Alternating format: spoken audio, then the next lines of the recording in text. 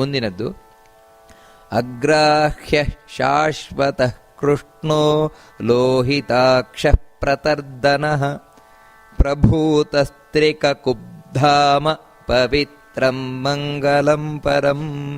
ನೋಡಿ, ಇಲ್ಲಿ ಉಚ್ಚಾರಣೆಯಲ್ಲಿ ಗಮನಿಸಬೇಕಾದದ್ದೇನೆಂದರೆ, ಕೆಲವರು ಅಗ್ರಾಹ್ಯ ಅಂತ ಹೇಳ್ತಾರೆ. ಅಗ್ರಾಹ್ಯ ಶಾಶ್ವತ ಕೃಷ್ಣೋ, ಇದು ತಪ್ಪು. ಅಗ್ರಾಹ್ಯ ಅಲ್ಲ, ಅಗ್ರಾಹ್ಯ. ಖ್ಯ ಖ್ಯ ಅಂದರೆ ಹಕಾರ ಬರಬೇಕಲ್ಲಿ. ಇದನ್ನು ಗಮನಿಸಬೇಕು. ಅಗ್ರಾಹ್ಯ ಶಾಶ್ವತ ಕೃಷ್ಣ. ನೋಡಿ, ಕೃಷ್ಣ ಅಂತ ಹೇಳ್ತಾರೆ ಕೆಲವರು. ಕೃಷ್ಣ ಅಲ್ಲ, ಕೃ. ಕಾ ಕಿ ಕೃ ಅಂತ ಬರಬೇಕಲ್ಲಿ, ಹೊರತು ಕ್ರೀ ಅಲ್ಲ. ಕೆಲವರು ಕೃಷ್ಣ ಅಂತ ಹೇಳ್ತಾರೆ. ಅದಕ್ಕೆ ಇಂಗ್ಲಿಷ್ನಲ್ಲಿ ಬರಬೇಕಾದ್ರೆ KRI ಅಂತ ಬರೆಯುವುದುಂಟು. ಹಾಗಲ್ಲ, ನಿಜವಾಗ್ಲು KRU, ಕೃ.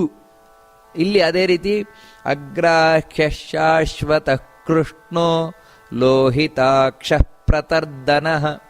ಹಾಗೆ ಪ್ರಭೂತ. ನೋಡಿ, ಪ್ರಭು ಎಲ್ಲಿ ಮಹಾಪ್ರಾಣಗಳನ್ನು ಸ್ಪಷ್ಟವಾಗಿ ಹೇಳಬೇಕು. ಪ್ರಭೂತಸ್ತ್ರಿಕ ಕುಬ್ಧಾಮ ಅಷ್ಟೇ ಅಲ್ಲಿ. ಕೆಲವರು ಪ್ರಭೂತಸ್ತ್ರಿಕ ಕುಬ್ಧಾಮ ಪವಿತ್ರಮ್ಮ ಅಂತ ಎಳಿತಾರೆ. ಎಳಿಬಾರದು, ಯಾಕಂದ್ರೆ ಅರ್ಥ ಬೇರೆ ಆಗುತ್ತೆ ಆ ರೀತಿ ನೀವು ಹೇಳಲಿಕ್ಕೆ ಹೋದ್ರೆ. ಅದಕ್ಕೋಸ್ಕರ ಪ್ರಭೂತಸ್ತ್ರಿಕ ಕುಬ್ಧಾಮ ಪವಿತ್ರಂ ಮಂಗಲಂ ಪರಂ ಇಷ್ಟೇ ಹೇಳಬೇಕು. ಇದರ ಅರ್ಥ ಏನೆಂದರೆ, ಮೊದಲನೇದಾಗಿ ಭಗವಂತ ಅಗ್ರಾಹ್ಯ ಅಂತ. ಇದನ್ನ ನಾವು ನಮಸ್ಕಾರ ಮಾಡಬೇಕಾದ್ರೆ ಅಗ್ರಾಹ್ಯಾಯ ನಮಃ ಅಂತ ನಮಸ್ಕಾರವನ್ನು ಮಾಡಬೇಕು. ಅಗ್ರಾಹ್ಯ ಶಬ್ದಕ್ಕೆ ಅರ್ಥ ಏನಂತ ಹೇಳಿದ್ರೆ, ಗ್ರಾಹ್ಯ ಅಂದರೆ ಹಿಡಿಯಲಿಕ್ಕೆ ಸಿಗುವವನು. ಈ ಭಗವಂತ ಅಗ್ರಾಹ್ಯ. ಅಗ್ರಾಹ್ಯ ಅಂದರೆ ಹಿಡಿಯಲಿಕ್ಕೆ ಸಿಗುವುದೇ ಇಲ್ಲ ಇವನಂತ.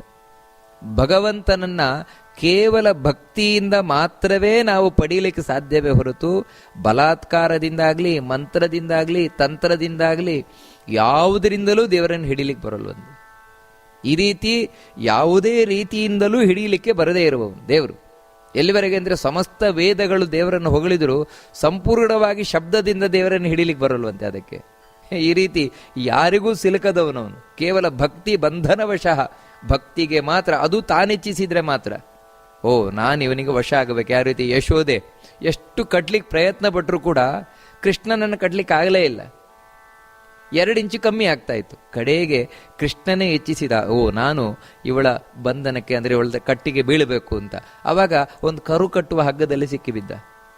ಹೀಗೆ ಭಗವಂತ ಅಗ್ರಾಖ್ಯನಾಗಿದ್ದಾನೆ. ಅದೇ ರೀತಿ ಮುಂದಿನದ್ದು ಭಗವಂತನ ನಾಮ ಏನು ಅಂದರೆ ಶಾಶ್ವತಃ ಅಂತ. ಇದಕ್ಕೆ ನಮಸ್ಕಾರ ಮಾಡಬೇಕಾದ್ರೆ ಹೇಗೆ ಹೇಳುವುದು ಅಂದರೆ, ಶಾಶ್ವತಾಯ ನಮಃ ಅಂತ ಹೇಳಿ ನಮಸ್ಕಾರ ಮಾಡುವುದು. ಶಾಶ್ವತ ಅಂತ ಹೇಳಿದ್ರೆ ದೇವರು ಯಾವಾಗಲೂ ಒಂದೇ ರೀತಿ ಇರ್ತಾನಂತೆ. ಶಶ್ವತ್ ಏಕ ಪ್ರಕಾರೇಣ ಅಂದರೆ ಯಾವತ್ತು ಒಂದೇ ರೀತಿ ಇರ್ತಾನೆ ಅಂತ ಹೇಳಿದ್ರೆ, ದೇವರು ಒಂದು ಮಗುವಾಗುವುದು ಅಂತಿಲ್ಲ, ದೇವರು ಮುದುಕಾಗುವುದು ಅಂತಿಲ್ಲ, ದೇವರಿಗೆ ವಯಸ್ಸಾಗುವುದು ಅಂತಿಲ್ಲ, ದೇವರಿಗೆ ನಮ್ಮ ಹಾಗೆ ಸಿಟ್ಟು ಬರುವುದು ಅಂತಿಲ್ಲ. ಕೆಲವು ಸಲ ಸಿಟ್ಟು ಬಂದಿರುವುದು, ಕೆಲವು ಸಲ ಖುಷಿಯಾಗಿರುವುದು, ಕೆಲವು ಸಲ ಮುಖವನ್ನು ಸಿಂಡರಿಸಿಕೊಂಡಿರುವುದು, ಇವೆಲ್ಲ ದೇವರಲ್ಲಿ ಇಲ್ಲವೇ ಇಲ್ಲ. ದೇವರು ಯಾವಾಗಲೂ ಒಂದೇ ರೀತಿಯಾಗಿ ನಿತ್ಯ ತರುಣನಾಗಿರುವವನು ದೇವರು. ಮತ್ತೆ ಯಾವಾಗಲೂ ಮುಗುಳು ನಗೆಯಿಂದಲೇ ಕೂಡಿದವನು. ಅಂದರೆ ನಾವು ಮುಗುಳು ನಗೆಯಿಂದ ಕೂಡ್ತೇವೆ, ಒಳಗಿನಿಂದ ದ್ವೇಷ, ಸಿಟ್ಟು ಎಲ್ಲ ಇರ್ತದೆ. ಇಲ್ವೇ ಇಲ್ಲ. ದೇವರು ಯಾವತ್ತೂ ಮನಸ್ಸಿನಿಂದಲೂ ಶುದ್ಧವಾಗಿರುವವನು, ಎಲ್ಲರ ಬಗ್ಗೆಯೂ ಒಳ್ಳೆಯ ಭಾವನೆಯನ್ನೇ ಹೊಂದಿರುವವನು ದೇವರು. ಈ ಶಾಶ್ವತ ಅಂದ್ರೆ ಹಾಗೆ ಯಾವತ್ತೂ ಒಂದೇ ರೀತಿ ಇರ್ತಾನೆ ದೇವರು. ಎಲ್ಲ ರೀತಿಯಿಂದಲೂ ಒಂದೇ ರೀತಿ ಇರುವವನು ಭಗವಂತ. ಅದರಿಂದಾಗ ಅವನಿಗೆ ಶಾಶ್ವತಃ ಅಂತ ಕರೀತಾರೆ. ನಂತರ ಭಗವಂತನಿಗೆ ಕೃಷ್ಣ ಅಂತ ಕರೀತಾರೆ. ಅಗ್ರಾಹ್ಯ ಶಾಶ್ವತಃ ಕೃಷ್ಣ. ಇದನ್ನ ನಮಸ್ಕಾರ ಮಾಡಬೇಕಾದ್ರೆ ಕೃಷ್ಣಾಯ ನಮಃ ಅಂತ ಹೇಳಿ. ಕೃಷ್ಣ ಅಂತ ಯಾಕಂತ ಹೇಳಿದ್ರೆ, ಲೋಕ ಕರ್ಷಣತ್ವಾತ್, ಸಕಲ ಲೋಕ ಕರ್ಷಣತ್ವಾತ್ ಕೃಷ್ಣ ಅಂತ. ಕೃಷ್ಣ ಅಂದ್ರೆ ಕರ್ಷಣ ಮಾಡುವ, ಅಂದ್ರೆ ಸೆಳೆಯುವವನು. ಭಗವಂತ ಎಲ್ಲವನ್ನ ತನ್ನ ಹತ್ರ ಸೆಳೀತಾ ಇದ್ದಾನಂತೆ. ಯಾವ ರೀತಿ ಮ್ಯಾಗ್ನೆಟ್ ಸೆಳೀತದೆ ಆ ರೀತಿ ದೇವರು ಸೆಳೀತಾ ಇದ್ದಾನಂತೆ.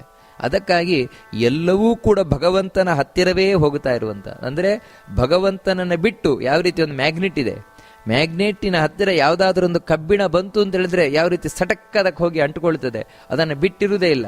ಆ ರೀತಿ ಭಗವಂತನನ್ನು ಬಿಟ್ಟು ಈ ಜಗತ್ತಿಗಿರ್ಲಿಕ್ಕೆ ಸಾಧ್ಯವೇ ಇಲ್ವಂತೆ. ಯಾಕಂದ್ರೆ ಅವನ ಸೆಳೆತ ಅಷ್ಟಿದೆ. ಸೆಳೆತ ಅಷ್ಟಿದೆ ಅಂದ್ರೆ ಇನ್ನೇನಿಲ್ಲ, ಅವನ ಅಧೀನವಾಗಿ ಜಗತ್ತು ಇಡೀ ಪ್ರಪಂಚ ಇದೆ. ಅದಕ್ಕೋಸ್ಕರ ಅವನು ಕೃಷ್ಣನಾಗಿದ್ದಾನೆ. ಎಲ್ಲವನ್ನ ಸೆಳಿತಾ ಇರುವವನು, ಎಲ್ಲರ ಮನಸ್ಸನ್ನು ಸೆಳಿತಾ ಇರುವಂಥವನು. ಅವನನ್ನು ಆರಾಧನೆ ಮಾಡಿದರೆ ಪಾಪವನ್ನು ಸೆಳೆಯುವಂಥವನು ನಮ್ಮಿಂದ. ಈ ರೀತಿ ಕೃಷ್ಣನಾಗಿದ್ದಾನೆ. ನಂತರ ಲೋಹಿತಾಕ್ಷಃ ಅಂತ ದೇವರಿಗೆ ಹೇಳ್ತಾರೆ. ಇಲ್ಲಿ ನಮಸ್ಕಾರ ಮಾಡಬೇಕಾದ್ರೆ ಲೋಹಿತಾಕ್ಷಾಯ ನಮಃ ಅಂತ ಹೇಳಿ ನಮಸ್ಕಾರವನ್ನು ಮಾಡಬೇಕು. ಲೋಹಿತಾಕ್ಷ ಅಂತ ಹೇಳಿದ್ರೆ, ಲೋಹಿತ ಅಂದರೆ ಕೆಂಪು. ದೇವರ ಕಣ್ಣೇನಿದೆ, ಕಣ್ಣಿನ ಆ ಕಡೆ ಈ ಕಡೆ ತುದಿಯಲ್ಲಿ ಸ್ವಲ್ಪ ಕೆಂಪಾಗಿದೆಯಂತೆ. ಅದಕ್ಕೆ ಕಣ್ಣು ಕೆಂಪು ಕಣ್ಣಿನವನು ಭಗವಂತ. ಅಂದರೆ ಆ ಕೆಂಪಿನ ಹಿಂದೆ ಏನಿದೆ ಅಂತ ಹೇಳಿದ್ರೆ ಸ್ವಲ್ಪ ಆ ಕಡೆ ಈ ಕಡೆ ಕೆಂಪು, ಒಂದು ಸೌಂದರ್ಯ. ಯಾವ ರೀತಿ ಒಂದು ಕಮಲದ ದಳವನ್ನು ನೋಡ್ತೇವೆ, ಎಸಳನ್ನು ನೋಡಿದರೆ ಅದರ ತುದಿಯಲ್ಲಿ ಆ ಕಡೆ ಈ ಕಡೆ ಕೆಂಪಾಗಿರ್ತದೆ. ಆ ರೀತಿ ಭಗವಂತನ ಕಣ್ಣು. ಅದು ಯಾಕೆ ಕೆಂಪಾಗಿದೆ ಅಂತ ಹೇಳಿದ್ರೆ ಭಕ್ತರ ಮೇಲಿರುವ ಅನುರಾಗದಿಂದ. ಅಂದರೆ ಭಕ್ತರು ಅಂತ ಹೇಳಿದ್ರೆ ಭಗವಂತನಿಗೆ ಅಷ್ಟು ಪ್ರೀತಿ ಅಂತ. ಯಾಕಂದ್ರೆ ತನ್ನನ್ನೇ ನಂಬಿದವರು ಅವರು. ಆ ಭಕ್ತರ ಮೇಲಿನ ಪ್ರೀತಿಯಿಂದ ಸ್ವಲ್ಪ ಕೆಂಪಾದ ಕಣ್ಣುಳ್ಳವನು ಭಗವಂತ. ಅದಕ್ಕೆ ಅವನನ್ನು ಲೋಹಿತಾಕ್ಷ ಅಂತ ಕರೀತಾರೆ. ನಂತರ ಪ್ರತರ್ಧನಃ ಅಂತ ಭಗವಂತನನ್ನು ಹೇಳ್ತಾರೆ. ಇಲ್ಲಿ ನಮಸ್ಕಾರ ಮಾಡಬೇಕಾದ್ರೆ ಪ್ರತರ್ಧನಾಯ ನಮಃ ನಮಸ್ಕಾರವನ್ನು ಮಾಡಬೇಕು. ಪ್ರತರ್ಧನಃ ಅಂದರೆ ತರ್ಧನ ಅಂತ ಹೇಳಿದ್ರೆ ಹೊಡೆಯುವವನು, ಶಿಕ್ಷಿಸುವವನು. ಪ್ರತರ್ಧನ ಅಂದರೆ ಚೆನ್ನಾಗಿ ಶಿಕ್ಷಿಸ್ತಾನೆ ಅಂತ. ಯಾರಂದ್ರೆ ದುಷ್ಟರನ್ನ. ಜಗತ್ತಿನಲ್ಲಿ ಯಾರು ದುಷ್ಟರಿದ್ದಾರೆ ಅವರ ದುಷ್ಟತನ ಏನಿದೆ, ಈ ದುಷ್ಟತನವನ್ನು ಚೆನ್ನಾಗಿ ಶಿಕ್ಷಿಸ್ತಾನೆ ದೇವರು. ಅಂದರೆ ಎಲ್ಲಿ ಶಿಕ್ಷೆ ಸಿಗುತ್ತದೆ ಆ ಎಲ್ಲ ಶಿಕ್ಷೆಯ ಹಿಂದೆ ದೇವರು ಕೂತೇ ಇದ್ದಾನೆ. ಯಾಕಂತ ಹೇಳಿದ್ರೆ ದೇವರಿಗೆ ದುಷ್ಟರ ಮೇಲೇನೂ ದ್ವೇಷ ಅಲ್ಲ. ಮತ್ತೆ ದುಷ್ಟವರು ಒಳ್ಳೆಯವರಾಗಬೇಕು. ಮತ್ತೇನು ಅಂದರೆ ಒಳ್ಳೆಯವರಿಗೆ ಗೊತ್ತಾಗಬೇಕು ದುಷ್ಟತನವನ್ನು ಮಾಡಿದರೆ ಹೇಗೆ ಕೆಟ್ಟದಾಗತ್ತೆ ಅಂತ ಒಳ್ಳೆಯವರಿಗೆ ಗೊತ್ತಾಗಬೇಕು. ಅದಕ್ಕೋಸ್ಕರ ದುಷ್ಟರಿಗೆ ತಾನು ಪೆಟ್ಟು ಕೊಡ್ತಾ ಇರ್ತಾನೆ. ಇಲ್ಲಿ ಪೆಟ್ಟು ಕೊಡುವುದು ಅಂದರೆ ಇಲ್ಲಿ ಕೋಲು ತಗೊಂಡು ಪೆಟ್ಟು ಕೊಡ್ತಾರಲ್ವ ಅಧ್ಯಾಪಕರ, ಹಾಗಲ್ಲ. ಮತ್ತೇನಂತ ಹೇಳಿದ್ರೆ ಜೀವನದಲ್ಲಿ ಬರುವಂತಹ ನಾನಾ ವಿಧವಾದಂತಹ ದೈಹಿಕವಾದ, ಮಾನಸಿಕವಾದ, ಬೌದ್ಧಿಕವಾದ ತೊಂದರೆಗಳೇನಿದೆ, ಸಾಂಸಾರಿಕವಾದ ತೊಂದರೆಗಳು, ಇವೆಲ್ಲ ದೇವರು ಕೊಡುವ ಪೆಟ್ಟೆ. ನಾವು ಅರ್ಥ ಮಾಡ್ಕೊಳ್ಳೋದಿಲ್ಲ ಅಷ್ಟೇ. ಯಾಕೋಸ್ಕರ ಪೆಟ್ಟು ಕೊಡ್ತಾನೆ ಅಂದರೆ ಸರಿಯಾಗು ಅಂತ. ಅಥವಾ ದುಷ್ಟರಿಗೆ ಕೊಡ್ತಾ ನೋಡು ಆ ರೀತಿ ನೀನಾಗಬೇಡ ಅಂತ. ಆದರೆ ಈ ರೀತಿ ನಿನಗೂ ಕಷ್ಟ ಬರುತ್ತೆ ಅಂತ ಈ ರೀತಿ ತೋರಿಸ್ಲಿಕ್ಕೋಸ್ಕರ ತಾನು ಪ್ರತರ್ಧನನಾಗಿದ್ದಾನೆ. ಅಂದರೆ ಚೆನ್ನಾಗಿ ಶಿಕ್ಷಿಸ್ತಾನೆ ದುಷ್ಟರನ್ನ. ಇನ್ನು ಪ್ರಭೂತಃ ಅಂತ ಮುಂದಿನದ್ದು ಭಗವಂತನ ನಾಮ. ಪ್ರಭೂತ ಅಂದರೆ ಇದಕ್ಕೆ ನಮಸ್ಕಾರ ಮಾಡಬೇಕಾದ್ರೆ ಪ್ರಭೂತಾಯ ನಮಃ ಅಂತ ನಮಸ್ಕಾರ ಮಾಡಬೇಕು. ಭಗವಂತ ಪ್ರ ಅಂದರೆ ಪ್ರಕೃಷ್ಟ, ಚೆನ್ನಾಗಿ. ಭೂತ ಅಂದರೆ ತುಂಬಿಕೊಂಡವನು ಅಂತ. ಅಂದರೆ ಏನೇನು ಒಳ್ಳೆ ಗುಣಗಳೇನಿದೆ ಆ ಎಲ್ಲ ಒಳ್ಳೆ ಗುಣಗಳಿಂದ ದೇವರು ತುಂಬಿ ತುಳುಕುತ್ತಾ ಇದ್ದಾನಂತ. ಅಂದರೆ ತುಂಬಿ ತುಳುಕುವವನು ಅಂತ. ಪ್ರತಿಯೊಂದರಲ್ಲೂ ತುಂಬಿ ತುಳುಕುವವನು. ಅಂದರೆ ದೇವರಲ್ಲಿ ಪ್ರತಿಯೊಂದು, ಇವಾಗ ಶಕ್ತಿ ತಗೊಳ್ತೀರಾ, ದೇವರಲ್ಲಿ ಶಕ್ತಿ ತುಂಬಿ ತುಳುಕುತ್ತಾ ಇದೆ. ಅದೇ ರೀತಿ ರೂಪ ತಗೊಳ್ತೀರಾ, ರೂಪದಲ್ಲಿ ಭಗವಂತ ತುಂಬಿ ತುಳುಕುತ್ತಾ ಇದ್ದಾನೆ. ಅದಕ್ಕೆ ಸೌಂದರ್ಯ ಸಾರ ಅವನೇ ಭಗವಂತ.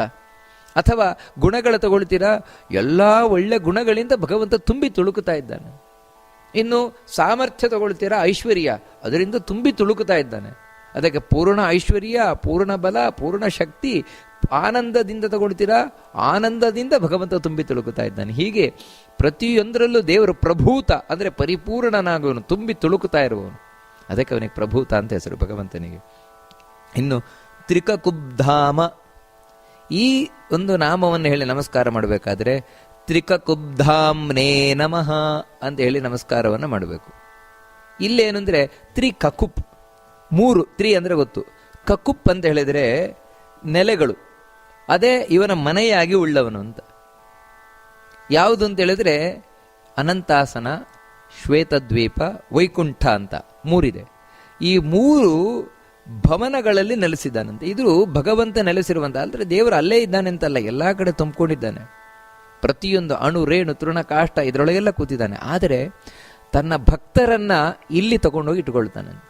ಯಾರು ದೇವರ ಆರಾಧನೆಯನ್ನ ಮಾಡ್ತಾರೆ ಅವರನ್ನ ಈ ಸಂಸಾರದಿಂದ ಬಿಡುಗಡೆಗೊಳಿಸಿ, ಸಂಸಾರ ಅಂತ ಹೇಳಿದ್ರೆ ಈ ಮುಪ್ಪು, ಸಾವು, ರೋಗ, ರುಜಿನ ಇವುಗಳೆಲ್ಲ ಕೂಡಿದ ಈ ಸಂಸಾರದಿಂದ ಬಿಡುಗಡೆಗೊಳಿಸಿ ತನ್ನ ಮನೆಯಲ್ಲಿ ಇಟ್ಕೊಳ್ತಾನೆ. ದೇವರ ಮನೆ ಅಂದರೆ ಯಾವುದು? ಇದೇ ಮೂರು: ಅನಂತಾಸನ, ಶ್ವೇತದ್ವೀಪ, ವೈಕುಂಠ ಅಂತ.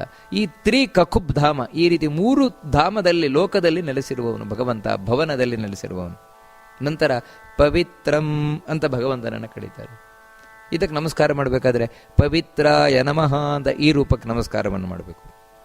ಭಗವಂತ ಪವಿತ್ರ ಅಂತ ಹೇಳಿದ್ರೆ ನಮ್ಮನ್ನು ಪವಿತ್ರಗೊಳಿಸ್ತಾನೆ, ಶುದ್ಧಗೊಳಿಸ್ತಾನೆ. ಅದರಿಂದಾಗಿ ನಿಜವಾಗ್ಲೂ ಕೂಡ ನಾವು ಯಾವಾಗ ಮಡಿ ಅಂತ ಹೇಳಿದ್ರೆ ಸ್ನಾನ ಮಾಡಿದಾಗ ಮಡಿಯಲ್ಲ, ಮತ್ತೆ ಭಗವಂತನ ನೆನಪು ಮಾಡಿಕೊಂಡಾಗ ಮಡಿ. ಸ್ನಾನ ಮಾಡಿದಾಗಲೂ ಯಾಕೆ ಮಡಿ ಆಗ್ತೇವೆ ಅಂತ ಹೇಳಿದ್ರೆ ಈ ಪವಿತ್ರನಾದ ಭಗವಂತ ನಮ್ಮಲ್ಲಿ ಸನ್ನಿಹಿತನಾಗ್ತಾನೆ ಅಂತ.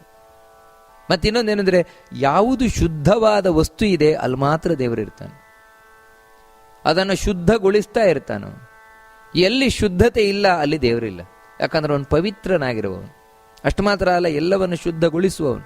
ಅದರಿಂದಾಗಿ ನಾವು ಸ್ನಾನವನ್ನು ಮಾಡಬೇಕು, ಅದರೊಟ್ಟಿಗೆ ದೇವರ ಸ್ಮರಣೆಯನ್ನು ಮಾಡಬೇಕು. ಇಲ್ದಿದ್ರೆ ಶುದ್ಧ ಆಗ್ಲಿಕ್ಕೆ ಸಾಧ್ಯವೇ ಇಲ್ಲ, ಮಡಿ ಅಲ್ವೇ ಇಲ್ಲ. ಯಾರೂ ದೇವರ ಸ್ಮರಣೆಯನ್ನು ಮಾಡುವುದಿಲ್ಲ. ಅವನು ಎಷ್ಟೇ ಮುಳುಗಿದ್ರು, ಎಷ್ಟೇ ಸ್ನಾನ ಮಾಡಿದ್ರು, ಎಷ್ಟು ಮಡಿ ವಸ್ತ್ರ ತೊಟ್ಟರು ಅದ್ಯಾವುದು ಮಡಿಯಲ್ಲ. ಮುಖ್ಯ ಬೇಕಾದದ್ದು ಯಾವುದು ಅಂದರೆ ದೇವರ ಸ್ಮರಣೆಯೊಂದಿಗೆ ಇದೆಲ್ಲವನ್ನ ಮಾಡಬೇಕು. ಅವನೇ ಪವಿತ್ರನಾಗಿರುವಂಥವನು. ನಂತರ ಮಂಗಲಂ ಪರಂ. ಈ ಮಂಗಲಂ ಪರಂ ಅನ್ನುವಂದನ್ನ ಕೆಲವರು ಎರಡು ನಾಮವನ್ನಾಗಿ ಮಾಡ್ತಾರೆ, ಮಂಗಲ ಅಂತ, ಪರ ಅಂತ. ಇನ್ನು ಕೆಲವರು ಮಂಗಲಂ ಪರಂ ಅನ್ನುವುದು ಒಂದೇ ನಾಮವನ್ನಾಗಿ ಮಾಡ್ತಾರೆ. ವಾಸ್ತವಿಕವಾಗಿ ನಾವು ಎರಡು ನಾಮವನ್ನಾಗಿ ಮಾಡಿದರೆ ಆಗ ಮಂಗಲಾಯ ನಮಃ ಅಂತ ಒಂದು, ಮತ್ತೆ ಪರಾಯ ನಮಃ, ಈ ರೀತಿ ಎರಡು ನಾಮದಿಂದ ನಮಸ್ಕಾರವನ್ನು ಮಾಡುವುದು. ಮಂಗಲಾಯ ನಮಃ ಅಂತ ಹೇಳಿದ್ರೆ, ಮಂಗಲ ಅಂತ ಹೇಳಿದ್ರೆ ಒಳ್ಳೆಯದ್ದು ಅಂತ. ಭಗವಂತ ಒಳ್ಳೆಯದ್ದನ್ನ ಮಾಡುವವನು. ಯಾವತ್ತು ಮಂಗಳ, ಶುಭ, ಒಳ್ಳೆಯದ್ದು ಅದನ್ನೇ ಮಾಡುವವನು. ದೇವರು ಯಾವತ್ತೂ ಕೆಟ್ಟದ್ದು ಮಾಡೋಲ್ಲ. ಅದಕ್ಕೆ ಅವನಿಗೆ ಮಂಗಲ ಅಂತ ಹೆಸರು. ಇನ್ನು ಪರಂ ಅಂತ ದೇವರಿಗೆ ಹೆಸರು. ಯಾಕೆ ದೇವರನ್ನ ಪರ ಅಂತ ಇಲ್ಲಿ ನಮಸ್ಕಾರ ಮಾಡ್ಕೊಳ್ಬೇಕಾದ್ರೆ ಪರಾಯ ನಮಃ ಅಂತ ಕರೀತಾರೆ? ಯಾಕೆ ದೇವರನ್ನ ಪರ ಅಂತ ಕರೀತಾರೆ ಅಂತ ಹೇಳಿದ್ರೆ, ದೇವರು ನಮ್ಮ ಹಾಗಲ್ಲ. ನಾವು ಹೇಳ್ತಲ್ವ, ಪರಕೀಯರು, ನಮ್ಮವರು ಪರಕೀಯರು ಅಂತ. ಪರಕೀಯರು ಅಂದ್ರೆ ಬೇರೆಯವರು ಅಂತ. ಆ ರೀತಿ ಭಗವಂತ ಬೇರೆಯಾಗಿರುವವನು, ನಮ್ಮೆಲ್ಲರಿಗಿಂತ, ಸಮಸ್ತ ಜೀವರಿಗಿಂತ ಬೇರೆಯಾಗಿರುವವನು. ಯಾಕಂದ್ರೆ ಅವನು ಸ್ವತಂತ್ರ, ನಾವು ಅಸ್ವತಂತ್ರ. ಮತ್ತೆ ಅವನು ಯಾವತ್ತೂ ತಾನು ರಕ್ಷಣೆಯನ್ನು ಕೊಡುವವನು, ನಾವು ರಕ್ಷಣೆಯನ್ನು ಪಡೆಯುವವರು. ಈ ರೀತಿ ನಮಗೂ ದೇವರಿಗೂ ಬಹಳಷ್ಟು ವ್ಯತ್ಯಾಸ ಇದೆ. ಯಾಕಂದ್ರೆ ನಮ್ಮಿಂದ ಸಂಪೂರ್ಣ ಬೇರೆಯಾಗಿರುವವನು ಅವನು. ಅವನು ದೇವ, ನಾವು ಜೀವ. ಹೀಗೆ ಪರಂ ಅಂದ್ರೆ ಬೇರೆಯಾಗಿರುವವನು. ಅಥವಾ ಇದನ್ನು ಒಂದೇ ಶಬ್ದ ತಗೊಳ್ತೇವೆ ಅಂತ ಹೇಳುವುದಾಗಿದ್ರೆ, ಮಂಗಳಂ ಪರಂ ಅಂತ ಒಂದೇ ಶಬ್ದ ತಗೊಳ್ಳುವುದಾಗಿದ್ರೆ, ಆವಾಗ ನಮಸ್ಕಾರ ಮಾಡುವುದು ಯಾಕಂದ್ರೆ ಮಂಗಲಾಯ ಪರಾಯ ನಮಃ ಅಂತ ನಮಸ್ಕಾರವನ್ನು ಮಾಡಬೇಕು. ಇದರ ಅರ್ಥ ಏನು ಅಂತ ಹೇಳಿದ್ರೆ, ಯಾವುದು ಶುಭವಾದದ್ದಿದೆ, ಮಂಗಳಕರವಾದದ್ದು, ಶುಭವಾದದ್ದಿದೆ, ಆ ಎಲ್ಲ ಒಳ್ಳೆಯದ್ದಕ್ಕೂ ದೇವರೇ ಶ್ರೇಷ್ಠನಾಗಿರುವವನು. ಅಂದ್ರೆ ಒಳ್ಳೆಯದ್ದಕ್ಕೂ ಒಳ್ಳೆಯವನು ಇವನೇ. ಇವನಷ್ಟು ಒಳ್ಳೆಯ ಪದಾರ್ಥ ಇನ್ನೊಂದು ಇಲ್ವೇ ಇಲ್ಲ, ಇವನಷ್ಟು ಶುಭಕರವಾದದ್ದು ಇನ್ನೊಂದು ಇಲ್ವೇ ಇಲ್ಲ. ಅದರಿಂದಾಗಿ ಹೇಳುವಂಥದ್ದು ಮಂಗಲಂ ಭಗವಾನ್ ವಿಷ್ಣು, ಮಂಗಲಂ ಮಧುಸೂದನ, ಮಂಗಲಂ ದೇವಕೀ ಪುತ್ರೋ, ಮಂಗಲಂ ಗರುಡಧ್ವಜ. ಅದರಿಂದಲೇ ತದೇವ ಲಗ್ನಂ ಸುದಿನಂ ತದೇವ ತಾರಾಬಲಂ ಚಂದ್ರಬಲಂ ತದೇವ ವಿದ್ಯಾಬಲಂ ದೇವಬಲಂ ತದೇವ ಲಕ್ಷ್ಮೀಪದೇ ತೇಂಘ್ರೇಗಂ ಸ್ಮರಾಮಿ. ನಾವು ಏನೇ ಒಂದು ಕೆಲಸ ಮಾಡಬೇಕಾದ್ರೆ ಅದಕ್ಕೆ ಒಳ್ಳೆ ಮುಹೂರ್ತವೋ ಕೆಟ್ಟ ಮುಹೂರ್ತವೋ, ಒಳ್ಳೆ ಗಳಿಗೆನೋ ಕೆಟ್ಟ ಗಳಿಗೆನೋ ಏನೋ ಗೊತ್ತಿರೋಲ್ಲ. ಎಂಥ ಒಂದು ಸಂದರ್ಭದಲ್ಲಿ ಶುರು ಮಾಡಿಬಿಡ್ತೇವೆ, ಕೆಲವು ಸಲ ಅನಿವಾರ್ಯವಾಗಿ ಶುರು ಮಾಡಲೇಬೇಕು. ಒಳ್ಳೆ ಸಮಯ ಎಲ್ಲ ನೋಡ್ಕೊಳ್ಳಿಕ್ಕೆ ಆಗೋಲ್ಲ. ಅವಾಗೇನೆಂದ್ರೆ ಅಂಥ ಸಂದರ್ಭದಲ್ಲಿಯೂ ಕೂಡ ದೇವರ ಸ್ಮರಣೆ ಮಾಡ್ತಾ ಮಾಡಬೇಕಂತ. ಯಾವಾಗ ನಾವು ವಿಷ್ಣುವಿನ ಸ್ಮರಣೆಯನ್ನು ಮಾಡ್ತಾ ಮಾಡ್ತೇವೆ ಅವಾಗ ಎಲ್ಲ ಮುಹೂರ್ತಗಳೂ ಒಳ್ಳೆಯದಾಗುತ್ತೆ. ಎಂಥ ಕೆಟ್ಟ ಮುಹೂರ್ತದಲ್ಲಿ ಒಂದೊಮ್ಮೆ ಶುರು ಮಾಡಿದರೂ ಕೂಡ ಆ ಕೆಟ್ಟ ಮುಹೂರ್ತದ ಪರಿಣಾಮ ಉಂಟಾಗದಾಗೆ ದೇವರು ನೋಡಿಕೊಳ್ಳುತ್ತಾನೆ. ಯಾಕಂದ್ರೆ ಅವನು ಮಂಗಲ ಪರ, ಅವನು ಅತ್ಯಂತ ಶ್ರೇಷ್ಠವಾದ ಶುಭಕರ ದೇವರು. ಅದಕ್ಕಾಗಿ ಅವನನ್ನು ಮಂಗಳಂ ಪರಂ ಅಂತ ಕರೀತಾರೆ. ಮುಂದಿನದ್ದು ಭಗವಂತನ ನಾಮ. ಅದು ಯಾವ ರೀತಿ ಇದೆ ಅಂದರೆ, ಈಶಾನಃ ಪ್ರಾಣದಃ ಪ್ರಾಣೋ ಜ್ಯೇಷ್ಠ ಶ್ರೇಷ್ಠ ಪ್ರಜಾಪತಿ ಹಿರಣ್ಯಗರ್ಭೋ ಭೂಗರ್ಭೋ ಮಾಧವೋ ಮಧುಸೂದನಃ. ನೋಡಿ, ಇಲ್ಲಿ ಉಚ್ಚಾರಣೆಯಲ್ಲಿ ಗಮನಿಸಬೇಕಾದದ್ದು ಈಶಾನಃ ಪ್ರಾಣದಃ ಪ್ರಾಣೋ, ವಿಸರ್ಗಗಳು ಸ್ಪಷ್ಟ ಬರಬೇಕು. ಕೆಲವರು ಈಶಾನ ಪ್ರಾಣದ ಪ್ರಾಣೋ, ಈಶಾನ ಅಷ್ಟೇ, ಈಶಾನ ಪ್ರಾಣದ, ಈಶಾನ ನಹ್ ಅಂತ ಹೇಳಿದ್ರೆ ಹ್ ಅಂತ ಅರ್ಧ ಬರಬೇಕಲ್ಲಿ. ಈಶಾನ ಪ್ರಾಣದ ಪ್ರಾಣೋ. ಹಾಗೆ ಜ್ಯೇಷ್ಠ ಶ್ರೇಷ್ಠ, ಜ್ಯೇಷ್ಠ ಶ್ರೇಷ್ಠ ಅಲ್ಲ, ಜ್ಯೇಷ್ಠ ಹ ಹ ಅಂತ ಅರ್ಧ ಬರಬೇಕು. ಜ್ಯೇಷ್ಠ ಶ್ರೇಷ್ಠ ಪ್ರಜಾಪತಿ. ನಂತರ ಅಲ್ಲಿ ಮಹಾಪ್ರಾಣಗಳ ಗಮನಿಸಬೇಕಾದದ್ದು ಹಿರಣ್ಯಗರ್ಭೋ ಭೂಗರ್ಭೋ ಮಹಾಪ್ರಾಣ ಇದೆ, ಮಾಧವೋ ಮಧುಸೂದನ. ಇಷ್ಟೆಲ್ಲ ಮಹಾಪ್ರಾಣಗಳನ್ನ ದೀರ್ಘವನ್ನೆಲ್ಲ ಗಮನದಲ್ಲಿಟ್ಟುಕೊಂಡು ವಿಷ್ಣು ಸಹಸ್ರನಾಮವನ್ನು ಉಚ್ಚಾರಣೆ ಮಾಡಬೇಕು. ಇಲ್ಲೇನು ಅಂದರೆ ಮತ್ತೆ ಭಗವಂತನನ್ನ ಹೊಗಳುತ್ತಾ ಇದೆ. ಭಗವಂತನ ರೂಪಗಳು ಈಶಾನ ಅಂತ ಒಂದು. ಈಶಾನ ಅಂತ ಹೇಳಿದ್ರೆ ಇಲ್ಲಿ ನಮಸ್ಕಾರ ಮಾಡಬೇಕಾದ್ರೆ ಈಶಾನಾಯ ನಮಃ ಅಂತ ನಮಸ್ಕಾರವನ್ನು ಮಾಡಬೇಕು. ಈಶಾನ ಅಂತ ಹೇಳಿದ್ರೆ ಏನಂದ್ರೆ, ಈಶರು ಅಂತ ಹೇಳಿದ್ರೆ ಈ ಜಗತ್ತಿನ ಒಡೆಯರು. ಇಂದ್ರಾದಿ ದೇವತೆಗಳಿದ್ದಾರೆ, ಇಂದ್ರಾದಿ ದೇವತೆಗಳು, ಬ್ರಹ್ಮಾದಿ ದೇವತೆಗಳೆಲ್ಲ ಇವರೆಲ್ಲರೂ ಈಶರು. ಈ ಈಶ್ವರಿಗೂ ಅನ ಅಂತ ಹೇಳಿದ್ರೆ ಎಲ್ಲ ಚಟುವಟಿಕೆ, ಆಕ್ಟಿವಿಟೀಸ್, ಇವರದ್ದೆಲ್ಲ ಚಟುವಟಿಕೆಗಳೇನಿದೆ ಇವೆಲ್ಲ ನಡೆಸ್ತಾ ಇರುವವನು ಇವನೇ. ಬ್ರಹ್ಮಾದಿ ದೇವತೆಗಳು ಆ ಬ್ರಹ್ಮಾದಿ ಸ್ಥಾನದಲ್ಲಿ ಕೂತು ತಾವೇನು ಚಟುವಟಿಕೆಗಳನ್ನು ಮಾಡ್ತಾ ಇದ್ದಾರೆ ಅದೆಲ್ಲ ಇವನಿಂದಲೇ. ಅದರಿಂದಲೇ ನಿಜವಾಗಿ ಈಶಾನ ಅಂತ ಕರೆಯಲ್ಪಡುವವನು ಇವನೇ, ಈ ಭಗವಂತನೇ. ನಂತರ ಪ್ರಾಣದಹ ಅಂತ ಮುಂದಿನದ್ದು. ಅದಕ್ಕೆ ನಮಸ್ಕಾರ ಮಾಡಬೇಕಾದ್ರೆ ಪ್ರಾಣದಾಯ ನಮಃ ಅಂತ ನಾವು ನಮಸ್ಕಾರವನ್ನು ಮಾಡಬೇಕು. ಪ್ರಾಣದ ಅಂತ ಹೇಳಿದ್ರೆ ಏನಂದ್ರೆ ನೋಡಿ, ಅಣದ ಅಂತ ಹೇಳಿದ್ರೆ ಪ್ರಕೃಷ್ಟ ಅಂದ್ರೆ ಚೆನ್ನಾದ ಒಳ್ಳೆಯ. ಅನ ಅಂತ ಹೇಳಿದ್ರೆ ಚೇಷ್ಟೆ ಅಂದ್ರೆ ನಮ್ಮ ಆಕ್ಟಿವಿಟೀಸ್ ಅದನ್ನೆಲ್ಲ ಕೊಡ್ತಾ ಇರುವ. ಅಂದ್ರೆ ನಾವೇನು ಇಲ್ಲಿ ಎಲ್ಲ ಚಟುವಟಿಕೆಗಳನ್ನು ನಡೆಸ್ತಾ ಇದ್ದೇವೆ, ಎಲ್ಲ ಚಟುವಟಿಕೆಗಳನ್ನು ನಡೆಸ್ತಾ ಇರುವುದು ಭಗವಂತನಿಂದ. ಯಾಕಂದ್ರೆ ಎಲ್ಲದರ ಒಳಗೆ ಕೂತು ಎಲ್ಲ ನಮ್ಮೊಳಗೆ ಈ ಪ್ರತಿಯೊಂದಕ್ಕೂ ಒಂದೊಂದು ಇಂದ್ರಿಯಗಳಲ್ಲಿ ಕೂತು ಆಯಾ ಚಟುವಟಿಕೆ ಏನಿದೆ ಅದು ಚೆನ್ನಾಗಿ ಮಾಡುವಾಗೆ ದೇವರು ನೋಡ್ಕೊಳ್ತಾ ಇದ್ದಾನೆ. ಆದಷ್ಟು ಚೆನ್ನಾಗಿ ಮಾಡುವಾಗ ನೋಡ್ಕೊಳ್ತಾ ಇದ್ದಾನೆ ಭಗವಂತ. ಅದಕ್ಕಾಗಿ ಅವನಿಗೆ ಪ್ರಾಣದ ಅಂತ ಹೆಸರು ದೇವರಿಗೆ. ನಂತರ ಮುಂದಿನದ್ದು ಪ್ರಾಣಃ ಅಂತ. ಇಲ್ಲಿ ನಮಸ್ಕಾರ ಮಾಡಬೇಕಾದ್ರೆ ಪ್ರಾಣಾಯ ನಮಃ ಅಂತ ದೇವರಿಗೆ ನಮಸ್ಕಾರವನ್ನು ಮಾಡಬೇಕು. ಅಲ್ಲ, ಪ್ರಾಣ ಅಂತ ಹೇಳಿದ್ರೆ ನಾವು ಮುಖ್ಯ ಪ್ರಾಣ ವಾಯು ಅಂತ ಅಲ್ಲ ತಿಳ್ಕೊಂಡಿದ್ದೇವೆ. ಆದರೆ ನಿಜವಾಗಿ ಪ್ರಾಣ ಅಂತ ಹೆಸರು ವಿಷ್ಣುವಿಗೆ. ಈ ವಿಷ್ಣು ಸಹಸ್ರನಾಮಕ ಅದನ್ನು ತಿಳಿಸ್ತಾ ಇದೆ. ನಿಜವಾಗಿ ಇರುವಂತಹದ್ದು ವಿಷ್ಣುವಿಗೆ ಆ ಹೆಸರು. ವಿಷ್ಣು ಮತ್ತೆ ಪ್ರಾಣನಿಗೆ ಕೊಟ್ಟದ್ದು ಅದನ್ನು, ಮುಖ್ಯ ಪ್ರಾಣನಿಗೆ. ನಿನಗೆ ಈ ಹೆಸರು ಕೊಟ್ಟಿದೆ ಅಂತ ತಗೋ ಅಂತ. ಅದರಿಂದಾಗಿ ಮತ್ತೆ ಅವನಿಗೆ ಬಂತು.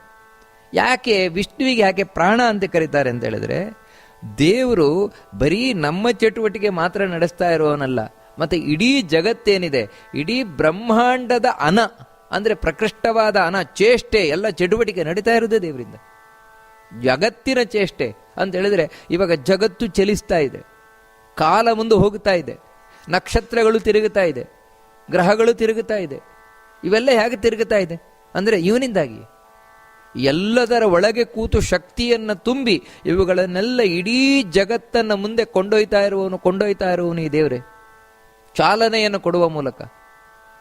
ಅದರಿಂದಾಗಿ ಇವನಿಗೆ ಪ್ರಾಣ ಅಂತ ಹೆಸರು ಭಗವಂತನಿಗೆ. ನಂತರ ಜ್ಯೇಷ್ಠ ಅಂತ ಕರೀತಾರೆ ದೇವರಿಗೆ. ಜ್ಯೇಷ್ಠ ಇದನ್ನು ನಮಸ್ಕಾರ ಮಾಡಬೇಕಾದ್ರೆ ಜ್ಯೇಷ್ಠಾಯ ನಮಃ ಅಂತ ನಮಸ್ಕಾರ ಮಾಡಬೇಕು. ಯಾಕೆ ದೇವರಿಗೆ ಜ್ಯೇಷ್ಠ ಅಂತ ಕರೀತಾರೆ ಅಂತ ಹೇಳಿದ್ರೆ, ಜ್ಯೇಷ್ಠ ಅಂದ್ರೆ ಗೊತ್ತಲ್ವ, ಹಿರಿಯ ಅಂತ. ಹೌದು, ಇಡೀ ಜಗತ್ತಿನಲ್ಲಿ ದೇವರಿಗಿಂತ ಹಿರಿಯನಾದವನು ಇನ್ನೊಬ್ರು ಇಲ್ವೇ ಇಲ್ವಂತ. ಯಾಕಂತ ಹೇಳಿದ್ರೆ ಉಳಿದವರು ಎಲ್ಲರೂ ಕೂಡ, ಬ್ರಹ್ಮನೇ ಮೊದಲಾದವರು ಎಲ್ಲರೂ ಈ ಬ್ರಹ್ಮಾಂಡ ಸೃಷ್ಟಿಯಾದ ಮೇಲೆ ಬಂದವರಾದರೆ, ಬ್ರಹ್ಮಾಂಡವೇ ಇಲ್ಲದೆ ಇದ್ದಾಗ ಪ್ರಳಯ ಕಾಲದಲ್ಲಿ ಇದ್ದವನು ಇವನೊಬ್ಬನೇ ತಾನೆ.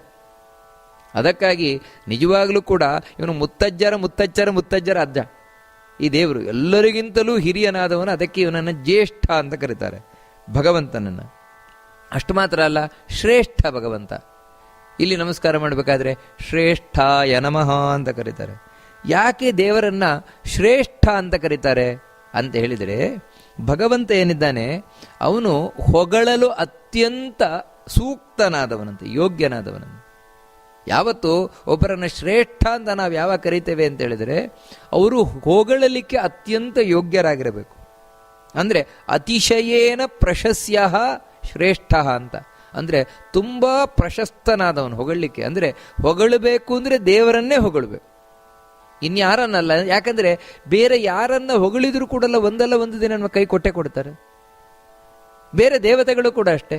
ಬೇರೆ ದೇವತೆಗಳೇ ನಮ್ಮನ್ನು ಯಾವತ್ತೂ ರಕ್ಷಿಸ್ತಾರೆ ಅಂತ ಹೇಳುವುದಾಗಿದ್ರು ಕೂಡ, ರಾತ್ರಿ ಮಲಗಿದಾಗ, ಗಾಢ ನಿದ್ರೆಯಲ್ಲಿದ್ದಾಗ ಎಲ್ಲ ಕೈ ಕೊಡ್ತಾರೆ. ಒಳಗಿನಿಂದ ಯಾರು ಇರಲ್ಲ, ಆಗಲೂ ಇರುವವನು ಭಗವಂತ. ಅದಕ್ಕೋಸ್ಕರ ನಿಜವಾಗಲೂ ಹೊಗಳಲಿಕ್ಕೆ ಯೋಗ್ಯನಾದವು ನೀವನೇ, ಭಗವಂತನೇ. ಜನ್ಮ ಜನ್ಮಾಂತರಗಳಲ್ಲಿ ನಮ್ಮ ಕೈ ಬಿಡದೆ ನಮ್ಮೊಟ್ಟಿಗೆ ಇದ್ದು ನಮ್ಮನ್ನು ರಕ್ಷಣೆ ಮಾಡುವಂಥವನು. ಅದರಿಂದ ಆ ಭಗವಂತನಿಗೆ ಶ್ರೇಷ್ಠ ಅಂತ ಕರೀತಾರೆ. ಮುಂದಿನದ್ದು ಪ್ರಜಾಪತಿ ಅಂತ ಕರೀತಾರೆ. ಇಲ್ಲಿ ನಮಸ್ಕಾರ ಮಾಡಬೇಕಾದ್ರೆ ಪ್ರಜಾಪತಯೇ ನಮಃ ಅಂತ ನಮಸ್ಕಾರವನ್ನು ಮಾಡಬೇಕಾದದ್ದು. ಯಾಕೆ ಭಗವಂತನನ್ನ ಪ್ರಜಾಪತಿ ಅಂತ ಕರೀತಾರೆ ಅಂದರೆ, ಯಾರು ಪ್ರಜಾಪತಿಗಳು ಅಂತಿದ್ದಾರೆ ಅಂದ್ರೆ, ಪ್ರಜಾಪತಿಗಳು ಅಂತ ಹೇಳಿದ್ರೆ ಈ ಜಗತ್ತಿನಲ್ಲಿ ಪ್ರಜೆಗಳನ್ನು ವೃದ್ಧಿ ಮಾಡ್ಲಿಕ್ಕೆ ಬಂದವು. ಅಂತಹ ಪ್ರಜೆಗಳನ್ನು ವೃದ್ಧಿ ಮಾಡಲು ಬಂದಂತಹ ಪ್ರಜಾಪತಿಗಳೇನಿದ್ದಾರೆ ಅವರೊಳಗೆ ನೆಲೆಸಿದ್ದಾನೆ ಭಗವಂತ. ನೆಲೆಸಿ ಏನು ಮಾಡ್ತಾ ಇದ್ದಾನೆ ಅಂತ ಹೇಳಿದ್ರೆ, ಪ್ರಾಜ ಅಂದ್ರೆ ಯಾರು ಇಲ್ಲಿ ಚೆನ್ನಾಗಿ ಹುಟ್ಟುಕೊಂಡು ಬರ್ತಾ ಇದ್ದಾರೆ, ಚೆನ್ನಾಗಿ ಹುಟ್ಟಿ ಬರುವವರನ್ನ ಪತಿ, ರಕ್ಷಣೆಯನ್ನು ಮಾಡ್ತಾ ಇದ್ದಾನೆ. ಅಂದರೆ ಚೆನ್ನಾಗಿ ಹುಟ್ಟಿ ಬರುವವರು ಅಂತ ಹೇಳಿದ್ರೆ ಅನೈತಿಕ ಸಂಬಂಧದಲ್ಲದೆ, ನೈತಿಕ ಅಂದರೆ ಪತಿ ಪತ್ನಿಯರೇನಿದ್ದಾರೆ ಅವರ ಸಂಬಂಧದಿಂದ ಧಾರ್ಮಿಕವಾದ ರೀತಿಯಿಂದ ಯಾರು ಬರ್ತಾರೋ ಅವರನ್ನು ಪ್ರಜೆಗಳು ಅಂತ ಕರೆಯುವಂಥದ್ದು. ಈ ರೀತಿಯಲ್ಲದೆ ಯಾರು ಅನೈತಿಕ ಸಂಬಂಧಗಳಿಂದ ಬರ್ತಾರೋ ಅವರನ್ನು ಪ್ರಜೆಗಳು ಅಂತ ಕರೆಯುವುದಿಲ್ಲ ಅವರನ್ನು. ಯಾಕೆ ಅಂತ ಹೇಳಿದ್ರೆ ಅವರಿಂದಾಗಿ ಇವರನ್ನ ಯಾಕೆ ಪ್ರಜೆಗಳು ಅಂತ ಕರೀತಾರೆ, ಇವರನ್ನು ಯಾಕೆ ಕರೆಯೋಲ್ಲ ಅಂದರೆ ಸಾಮಾನ್ಯವಾಗಿ ಇದಕ್ಕೆ ಅಪವಾದವೂ ಇರಬಹುದು. ಸಾಮಾನ್ಯವಾಗಿ ಯಾರು ಶಾಸ್ತ್ರೀಯವಾಗಿ ವಿವಾಹವಾಗಿ ಶಾಸ್ತ್ರೀಯವಾದ ಪತಿಪತ್ನಿಯರಾಗಿ ತಾವು ಮಕ್ಕಳನ್ನು ಪಡಿತಾರೆ, ಅಂಥ ಮಕ್ಕಳು ಸಾಮಾನ್ಯವಾಗಿ ಧಾರ್ಮಿಕರಾಗಿರುವ ಸಾಧ್ಯತೆ ಹೆಚ್ಚುಂಟು. ಅವರಿಂದಾಗಿ ದೇಶಕ್ಕೆ ಉಪಕಾರ ಆಗುವುದು ಹೆಚ್ಚು ಸಾಧ್ಯತೆ ಉಂಟು ಅಂತ. ಅದಕ್ಕಾಗಿ ಅವರನ್ನು ಪ್ರಜೆಗಳು ಅಂತ ಕರೀತಾರೆ. ಅಂತಹ ಪ್ರಜೆಗಳೇನಿದ್ದಾರೆ ಅವರನ್ನು ಯಾವತ್ತೂ ರಕ್ಷಣೆ ಮಾಡುವವನು ಭಗವಂತ. ಅದರಿಂದಾಗಿ ಪ್ರಜಾಪತಿ. ಹಾಗಂತ ಅನೈತಿಕ ಸಂಬಂಧದ ಬಂದವರು ನೀನು ರಕ್ಷಣೆ ಮಾಡುವುದಿಲ್ಲ ಅಂತಲ್ಲ. ಆದರೆ ನಾವು ಅನುಸಂಧಾನ ಮಾಡಬೇಕಾದದ್ದು ಇಲ್ಲಿ ವಿಶೇಷವಾಗಿ. ಯಾಕಂದರೆ ಆ ರೀತಿ ಮಾಡಿದಾಗ ನಮಗೆ ಒಳ್ಳೆಯ ಮಕ್ಕಳು ಸಿಗ್ತಾರೆ, ಈ ದೇಶಕ್ಕೆ ಒಳ್ಳೆಯ ಪ್ರಜೆಗಳು ಸಿಗ್ತಾರೆ. ಅದಕ್ಕೋಸ್ಕರ ಆ ರೀತಿ ಪ್ರಜಾಪತಿ ಅಂತ ಭಗವಂತನನ್ನು ಹೇಳ್ತಾರೆ. ನಂತರ ಹಿರಣ್ಯಗರ್ಭ ಅಂತ ಭಗವಂತನನ್ನು ಕರೀತಾರೆ. ಯಾಕೆ ಇಲ್ಲಿ ನಮಸ್ಕಾರ ಮಾಡಬೇಕಾದ್ರೆ ಹಿರಣ್ಯಗರ್ಭಾಯ ನಮಃ ಅಂತ ನಮಸ್ಕಾರ ಮಾಡಬೇಕು. ಹಿರಣ್ಯ ಅಂತ ಹೇಳಿದ್ರೆ ಅಂದರೆ ವಾಸ್ತವಿಕ ಬಂಗಾರ. ಆ ಬಂಗಾರವನ್ನ ಹೊಟ್ಟೆಯಲ್ಲಿ ಇಟ್ಟುಕೊಂಡವನು. ಅಂದರೆ ವಾಸ್ತವಿಕವಾಗಿ ಏನಂದ್ರೆ ಪುರಾಣಗಳೆಲ್ಲ ಹೇಳ್ತದೆ, ಈ ಬ್ರಹ್ಮಾಂಡ ಏನಿದೆ, ಬ್ರಹ್ಮಾಂಡ ಅನ್ನುವಂಥದ್ದೊಂದು ಚಿನ್ನದ ಮೊಟ್ಟೆ ಅದು ಅಂತ, ಚಿನ್ನದಾಕಾರದ ಮೊಟ್ಟೆ. ಅಂತಹ ಬ್ರಹ್ಮಾಂಡ ಏನಿದೆ, ಬ್ರಹ್ಮಾಂಡವೆಂಬಂತಹ ಬಂಗಾರದ ಮೊಟ್ಟೆಯನ್ನ ತನ್ನ ಹೊಟ್ಟೆ ಒಳಗೆ ಇಟ್ಟುಕೊಂಡವನು ಭಗವಂತ. ಅದಕ್ಕೆ ಅವನಿಗೆ ಹಿರಣ್ಯ ಗರ್ಭ ಅಂತ ಕರೀತಾರೆ. ಇದನ್ನೆಲ್ಲ ಪುರುಷ ಸೂಕ್ತ ಹೇಳ್ತದಲ್ವ, ಇಡೀ ಜಗತ್ತು ಭಗವಂತನ ಒಳಗೆ ಉದರದಲ್ಲಿ ಅಡಗಿ ಕೂತಿದೆ ಅಂತ. ಅದಕ್ಕೆ ಅವನಿಗೆ ದಾಮೋದರ ಅಂತ ಹೆಸರು ಭಗವಂತನಿಗೆ. ಅದರಿಂದಾಗಿ ಹಿರಣ್ಯ ಗರ್ಭ ಅಂತ ಕರೀತಾರೆ. ಇನ್ನೊಂದು ಭೂಗರ್ಭ ಅಂತ ಹೇಳ್ತಾರೆ ಭಗವಂತನಿಗೆ. ಇಲ್ಲಿ ನಮಸ್ಕಾರ ಮಾಡಬೇಕಾದ್ರೆ ಭೂಗರ್ಭಾಯ ನಮಃ ಅಂತ ನಮಸ್ಕಾರವನ್ನು ಮಾಡಬೇಕಾದದ್ದು. ಏನು ಭೂಗರ್ಭ ಅಂತ ಹೇಳಿದ್ರೆ, ಭೂಮಿ ಏನಿದ್ದಾಳೆ, ಭೂಮಿ ಗರ್ಭವನ್ನು ಧರಿಸುವುದು ಇವನಿಂದ ಅಂತ. ಅಂದರೆ ಶ್ರೀದೇವಿ ಭೂದೇವಿಯರ ಅರಸತಾನೇ ಅವನು ಭಗವಂತ. ಅಂತಹ ಭೂದೇವಿ ಗರ್ಭವನ್ನು ಧರಿಸುವುದು ಭಗವನಿಂದ. ಇದನ್ನು ಭಗವದ್ಗೀತೆಯಲ್ಲಿ ಕೃಷ್ಣನೇ ಹೇಳ್ತಾನೆ, ಮಮ ಯೋ ನಿರ್ಮಹದ್ ಬ್ರಹ್ಮ ತಸ್ಮಿನ್ ಗರ್ಭಂ ದಧಾಮ್ಯಹಂ ಸಂಭವ ಸರ್ವಭೂತಾನಾಂ ತಥೋ ಭವತಿ ಭಾರತ ಅಂತ. ಇಲ್ಲಿ ಈ ಜಗತ್ತೆಂಬಂತದ್ದೇನಿದೆ, ಜಗತ್ತೆಂಬಂತದ್ದು ಬಂದದ್ದು ಲಕ್ಷ್ಮಿಯಿಂದ, ಭೂದೇವಿಯಿಂದ. ಅವಳು ಹಡದದ್ದು ಅದ. ಯಾಕಂದ್ರೆ ಭಗವಂತ ಗರ್ಭದಲ್ಲಿಟ್ಟದ್ದು. ಅಷ್ಟು ಮಾತ್ರ ಅಲ್ಲ, ಇವತ್ತಿಗೂ ಕೂಡ ಅಷ್ಟೇ. ಇವತ್ತಿಗೂ ಭೂಮಿಯಲ್ಲಿ ಒಂದು ಬೀಜ ಹಾಕ್ತೇವೆ ಅಂತ ತಿಳ್ಕೊಳ್ಳಿ. ಬೀಜ ಹಾಕಿದಾಗ ಅದು ಭೂಮಿಯ ಗರ್ಭದಲ್ಲಿ ನಾವು ಹಾಕಿದ್ದು, ನಾವು ಹಾಕಿದ್ದಲ್ಲ, ಮತ್ತೆ ಭಗವಂತ ಹಾಕಬೇಕು. ಯಾಕಂದ್ರೆ ನಾವೇ ಬೀಜ ಹಾಕಿದ್ವು ಅಂತ ತಿಳ್ಕೊಂಡ್ರೆ ಮೊಳಕೆ ಹೊಡಿತದ ಇಲ್ಲವೋ ಗ್ಯಾರಂಟಿ ಇಲ್ಲ. ಆದರೆ ಯಾವಾಗ ಭಗವಂತ ಇಚ್ಛೆ ಮಾಡ್ತಾನೆವು, ಅಲ್ಲಿ ಆ ಬೀಜದಲ್ಲಿ ಭಗವಂತ ಕೂರ್ತಾನೆ. ಅಂದರೆ ನಾವಿವಾಗ ಬೀಜವನ್ನು ನಡ್ತೇವಲ್ವ, ನಮ್ಮೊಳಗೆ ಭಗವಂತ ಯಾವಾಗಿರ್ತಾನೆ, ಸನ್ನಿಹಿತನಾಗಿರ್ತಾನೆ, ಅವಾಗ ಆ ಬೀಜದಿಂದ ಮೊಳಕೆ ಬರುತ್ತದೆ. ಹೀಗೆ ನಿಜವಾಗಿಯೂ ಕೂಡ ಭೂಮಿಯ ಒಳಗೆ ಏನು ಬೀಜವನ್ನು ನೆಡ್ತೇವೆ, ಬೀಜವನ್ನು ನೆಟ್ಟಾಗ ಭಗವಂತ ಭೂಗರ್ಭನಾಗಿ ನಮ್ಮಲ್ಲಿ ಕೂತಿರಬೇಕು. ಆವಾಗ ಆ ಬೀಜದಿಂದಾಗೆ ಮೊಳಕೆ ಹೊಡೆದು ಗಿಡ ಬರುತ್ತದೆ, ಯಾವುದೇ ಒಂದು ಸಸ್ಯ ಬರ್ತದೆ, ಬೆಳೆ ಬರ್ತದೆ, ಮರ ಬರ್ತದೆ. ಈ ರೀತಿ ಭೂಮಿಗೆ ಗರ್ಭವನ್ನು ಕೊಡುವಂಥವನು ಭಗವಂತ. ಅದಕ್ಕೆ ಅವನು ಭೂಗರ್ಭನಾಗಿದ್ದಾನೆ. ನಂತರ ಮಾಧವ ಅಂತ ಭಗವಂತನನ್ನು ಕರೀತಾರೆ. ಇಲ್ಲಿ ನಮಸ್ಕಾರ ಮಾಡಬೇಕಾದ್ರೆ ಮಾಧವಾಯ ನಮಃ ಅಂತ ನಮಸ್ಕಾರ ಮಾಡಬೇಕು. ಯಾಕೆ ಭಗವಂತನ ಮಾಧವ ಅಂತ ಕರೀತಾರೆ ಅಂದರೆ ಮಾಯಾಧವ, ಮಾಯಾದೇವಿ ಏನಿದ್ದಾಳೆ, ಮಾಯಾದೇವಿಯ ಧವ ಅಂದರೆ ಸ್ವಾಮಿ. ಇದನ್ನ ಭಗವದ್ಗೀತೆಯಲ್ಲಿ ಬಹಳ ಸ್ಪಷ್ಟವಾಗಿದ್ದಾನೆ, ಹೇಳಿದ್ದಾನೆ. ಏನಂತ ಹೇಳಿದ್ರೆ ಮಮ ಮಾಯಾ ದುರತ್ಯಯ ಮಮ ಮಾಯಾ, ಮಾಯಾ ಅದು ನನ್ನ ಅಧೀನವಾಗಿರುವುದು. ಮಾಯಾ ಅಂತ ಹೇಳಿದ್ರೆ ಇಲ್ಲಿ ನಾವು ಒಂದಕ್ಕೆ ಒಂದೂವರೆಯಾಗಿ ಅಂದರೆ ಬೇರೆ ಬೇರೆ ಏನೇನೋ ಅರ್ಥ ಮಾಡ್ಕೊಳ್ತೇವೆ. ತಪ್ಪು ತಪ್ಪು ತಪ್ಪು ಅರ್ಥವನ್ನು ಮಾಡ್ಕೊಳ್ತಾ ಇದ್ದೇವೆ. ಈ ತಪ್ಪು ತಪ್ಪು ಅರ್ಥ ಮಾಡ್ಕೊಳ್ತಾ ಇರಲಿಕ್ಕೆ ಕಾರಣ ಏನಂದ್ರೆ ಭಗವಂತನ ಮಾಯೆ.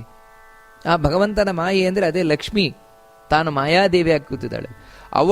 ಅವಳ ಮೂಲಕ ನಮ್ಮನ್ನು ನಿಯಂತ್ರಣ ಮಾಡ್ತಾ ಇದ್ದಾನೆ.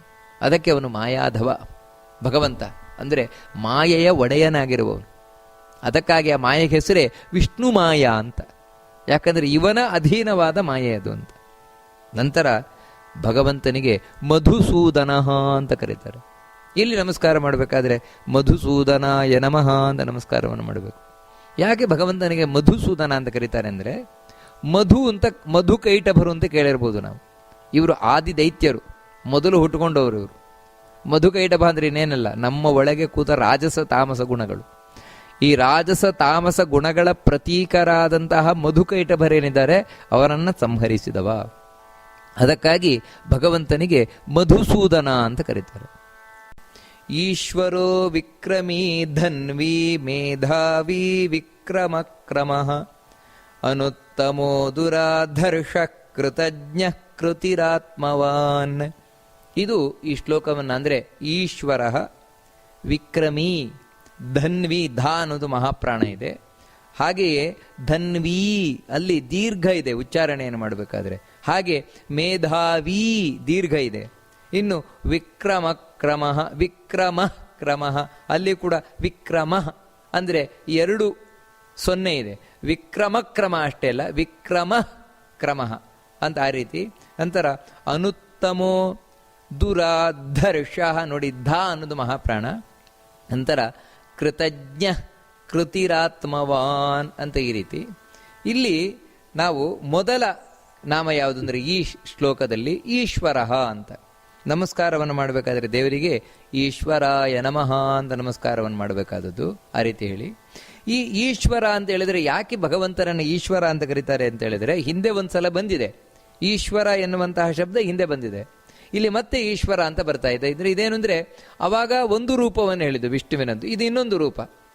ಇಲ್ಲಿ ಈಶ್ವರ ಅಂತ ಹೇಳಿದ್ರೆ ಏನಂದ್ರೆ ಈಶರು ಅಂದರೆ ಸಮರ್ಥರಾಗಿರುವವರು ಅಂತ, ಅವರಿಗೆ ಈಶ್ವರು ಅಂತ ಹೇಳ್ತಾರೆ ಸಂಸ್ಕೃತದಲ್ಲಿ.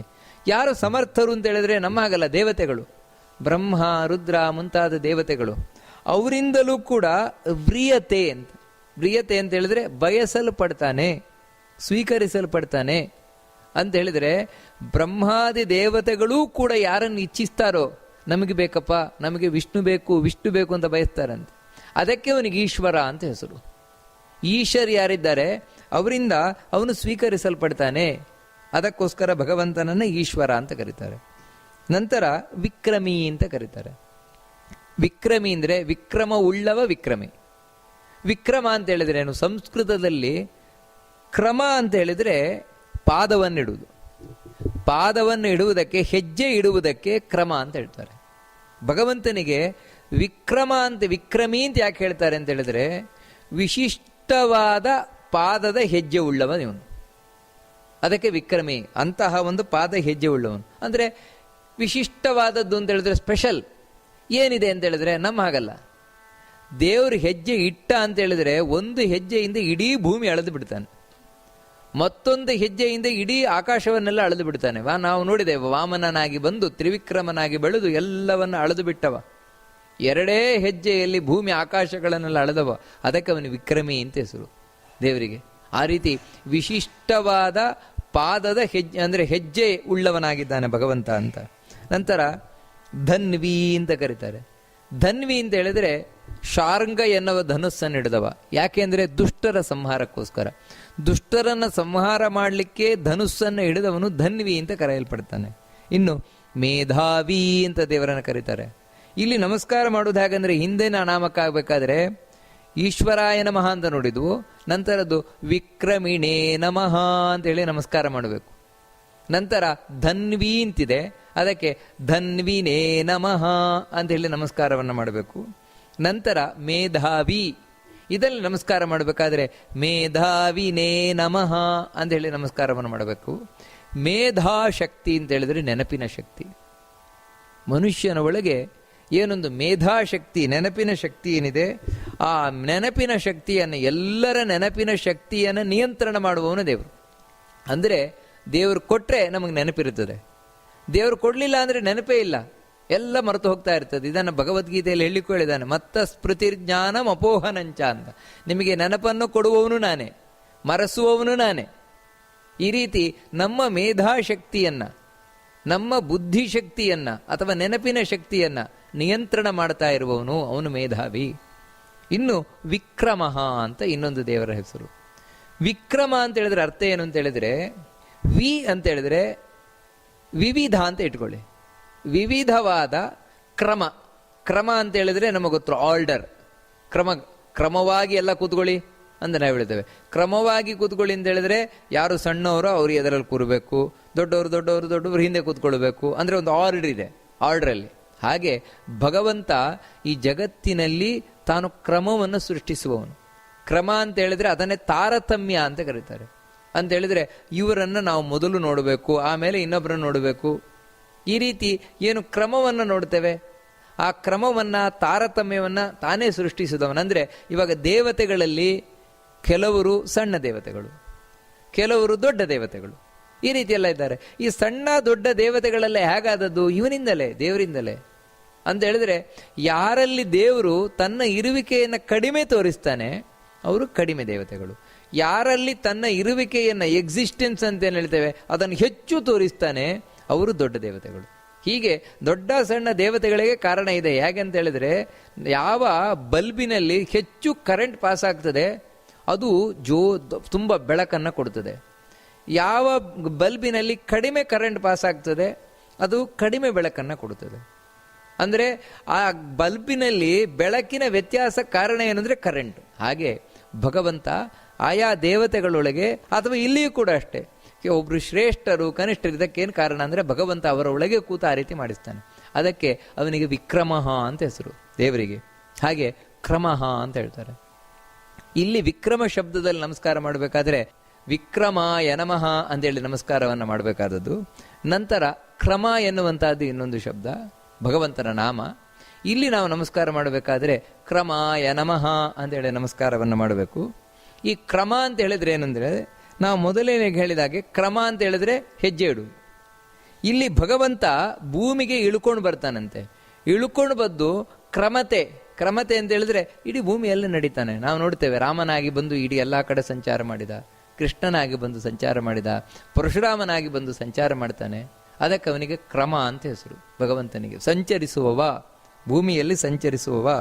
ಇನ್ನು ಅನುತ್ತಮಃ ಅಂತ, ಈ ಅನುತ್ತಮ ಎನ್ನುವಂತಹ ಶಬ್ದ ಏನಿದೆ, ನಾಮ ಏನಿದೆ, ಇದನ್ನು ಹೇಳಿ ನಮಸ್ಕಾರವನ್ನು ಮಾಡಬೇಕಾದ್ರೆ ಅನುತ್ತಮಾಯ ನಮಃ ಅಂತ ಹೇಳಿ ನಮಸ್ಕಾರವನ್ನು ಮಾಡಬೇಕು ಭಗವಂತನಿಗೆ. ಅನುತ್ತಮ ಅಂತ ಹೇಳಿದ್ರೆ ಏನಂದ್ರೆ, ಇವನಿಗಿಂತ ಉತ್ತಮರಾದವರು ಇನ್ನೊಬ್ರು ಇಲ್ವೇ ಇಲ್ಲ ಅಂತ. ಇವನೇ ಎಲ್ಲರಿಗಿಂತಲೂ ಉತ್ತಮನಾಗಿರುವ ಗ್ರೇಟ್. ಇವನಿಗಿಂತ ದೊಡ್ಡವರು ಇನ್ನೊಬ್ರು ಇಲ್ವೇ ಇಲ್ಲ, ಉತ್ತಮರು ಇಲ್ವೇ ಇಲ್ಲ. ಅದಕ್ಕೆ ಅವನಿಗೆ ಅನುತ್ತಮ ಅಂತ ಹೆಸರು. ಇನ್ನು ಭಗವಂತನಿಗೆ ಇನ್ನೊಂದು ನಾಮ ಯಾವುದು ಅಂದರೆ ದುರಾಧರ್ಷ ಅಂತ. ದುರಾಧರ್ಷ ಅಂತ ಹೇಳಿದ್ರೆ ಯಾರಿಗೇನು ಇವನಿಗೆ ಮಾಡ್ಲಿಕ್ಕೆ ಆಗಲ್ಲ, ಅಂದರೆ ಬಲಾತ್ಕಾರ ಮಾಡ್ಲಿಕ್ಕೆ ಆಗೋಲ್ಲ. ನಾನು ದೇವರನ್ನು ಎಳ್ಕೊಂಡು ಹೋಗ್ತೇನೆ, ನಾನು ದೇವರನ್ನು ಕಟ್ಟಿ ಹಾಕ್ತೇನೆ, ನಾನು ದೇವರನ್ನು ಸೋಲಿಸ್ತೇನೆ, ನಾನು ದೇವರನ್ನು ಕಡಿತೇನೆ, ಯಾರಿಗೇನು ಮಾಡ್ಲಿಕ್ಕಾಗಲ್ಲ.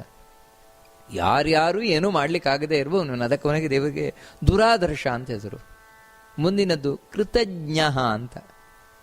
ಈ ದುರಾದರ್ಶ ಶಬ್ದವನ್ನು ನಾಮವನ್ನು ಹೇಳಿ ನಮಸ್ಕಾರ ಮಾಡಬೇಕಾದ್ರೆ ದುರಾದರ್ಶಾಯ ನಮಃ ಅಂತ ಹೇಳಿ ನಮಸ್ಕಾರ ಮಾಡಬೇಕು. ಮುಂದಿನದ್ದು ಕೃತಜ್ಞ ಅನ್ನುವಂಥದ್ದು. ಕೃತಜ್ಞ ಈ ನಾಮವನ್ನು ಹೇಳಿ ನಮಸ್ಕಾರ ಮಾಡಬೇಕಾದ್ರೆ ಕೃತಜ್ಞಾಯ ನಮಃ ಅಂತ ಹೇಳಿ ನಮಸ್ಕಾರ ಮಾಡಬೇಕು. ಕೃತಜ್ಞ ಶಬ್ದದ ಅರ್ಥ ಏನಂದ್ರೆ, ನಾವು ಏನು ಮಾಡ್ತೇವೆ ಆ ಎಲ್ಲ ತಿಳ್ಕೊಂಡಿದ್ದಾನಂತೆ. ಕೃತಂ ಜಾನಾತಿ, ನಮ್ಮಿಂದ ಮಾಡಲ್ಪಟ್ಟಿದ್ದೆಲ್ಲ ದೇವರು ತಿಳ್ಕೊಂಡಿದ್ದಾನಂತೆ, ಎಲ್ಲ ಗೊತ್ತಿದೆ. ಅದಕ್ಕಾಗಿ ಯಾರಿಗಾದರೂ ಮೋಸ ಮಾಡ್ಬೋದು, ದೇವರಿಗೆ ಮಾಡ್ಲಿಕ್ಕೆ ಆಗೋಲ್ಲ. ಯಾಕಂದ್ರೆ ನಾವು ಮಾಡಿದ್ದೆಲ್ಲ ತಿಳ್ಕೊಂಡವನು ದೇವರಾಗಿದ್ದಾನೆ. ನಂತರ ಕೃತಿಹಿ ಅಂತ ಹೇಳುವುದು ಮುಂದಿನ ನಾಮ. ಇದಕ್ಕೆ ಕೃತ ಏ ನಮಃ ಅಂತ ಹೇಳಿ ನಮಸ್ಕಾರವನ್ನು ಮಾಡಬೇಕಾದದ್ದು. ಕೃತಿ ಅಂತ ಹೇಳಿದ್ರೆ ಏನಂದ್ರೆ, ನಾವು ಏನೊಂದು ಕ್ರಿಯೆ ಏನಿದೆ ಆ ದೇವರ ಕ್ರಿಯೆ ದೇವರಿಗಿಂತ ಬೇರೆ ಅಲ್ಲ ಅಂತ. ಅವನೇ ಕ್ರಿಯೆ ಆಗಿದ್ದಾನೆ, ಅಂದ್ರೆ ಅವನೇ ಒಂದು ಕೆಲಸ ಮಾಡ್ತಾನೆ ಅಂತ ತಿಳ್ಕೊಳ್ಳಿ. ದೇವರೊಂದು ಕೆಲಸ ಮಾಡ್ತಾನೆ ಅಂತ ಹೇಳಿದ್ರೆ ಕೆಲಸ ಅನ್ನೋದು ದೇವರಿಗಿಂತ ಬೇರೆ ಅಲ್ಲ. ಇವಾಗ ಉದಾಹರಣೆಗೆ ಈ ಜಗತ್ತನ್ನು ದೇವರು ಸೃಷ್ಟಿ ಮಾಡ್ತಾನೆ. ದೇವರು ಜಗತ್ತನ್ನು ಸೃಷ್ಟಿ ಮಾಡ್ತಾನೆ ಅಂದ್ರೆ ಸೃಷ್ಟಿ ಎಂಬಂತ ಒಂದು ಕ್ರಿಯೆ ಏನಿದೆ ಅದು ದೇವರಿಗಿಂತ ಬೇರೆ ಅಲ್ಲ, ಅದು ಕೂಡ ದೇವರೇ. ಅದಕ್ಕಾಗಿ ದೇವರು ಭಗವದ್ಗೀತೆಯಲ್ಲಿ ಹೇಳ್ಬೇಕಾದ್ರೆ ಹೇಳ್ತಾನೆ, ನಾನೇ ಸೃಷ್ಟಿ ನಾನೇ ಸಂಹಾರ ಅಂತ. ಯಾಕಂದ್ರೆ ದೇವರಿಲ್ಲ ಅಂದ್ರೆ ಯಾವ್ದು ನಡೆಯುವುದೇ ಇಲ್ಲ. ಅದಕ್ಕಾಗಿ ಆ ಕ್ರಿಯೆಯೂ ಕೂಡ ದೇವರ ಅಧೀನವೇ ಆಗಿರುವಂಥದ್ದು, ಅಂದ್ರೆ ದೇವರೇ ಆಗಿರುವಂಥದ್ದು. ಅದಕ್ಕೋಸ್ಕರ ಅವನನ್ನ ಕೃತಿ ಅಂತ ಕರೀತಾರೆ ದೇವರನ್ನ. ಇನ್ನೊಂದು ಆತ್ಮವಾನ್ ಅಂತ.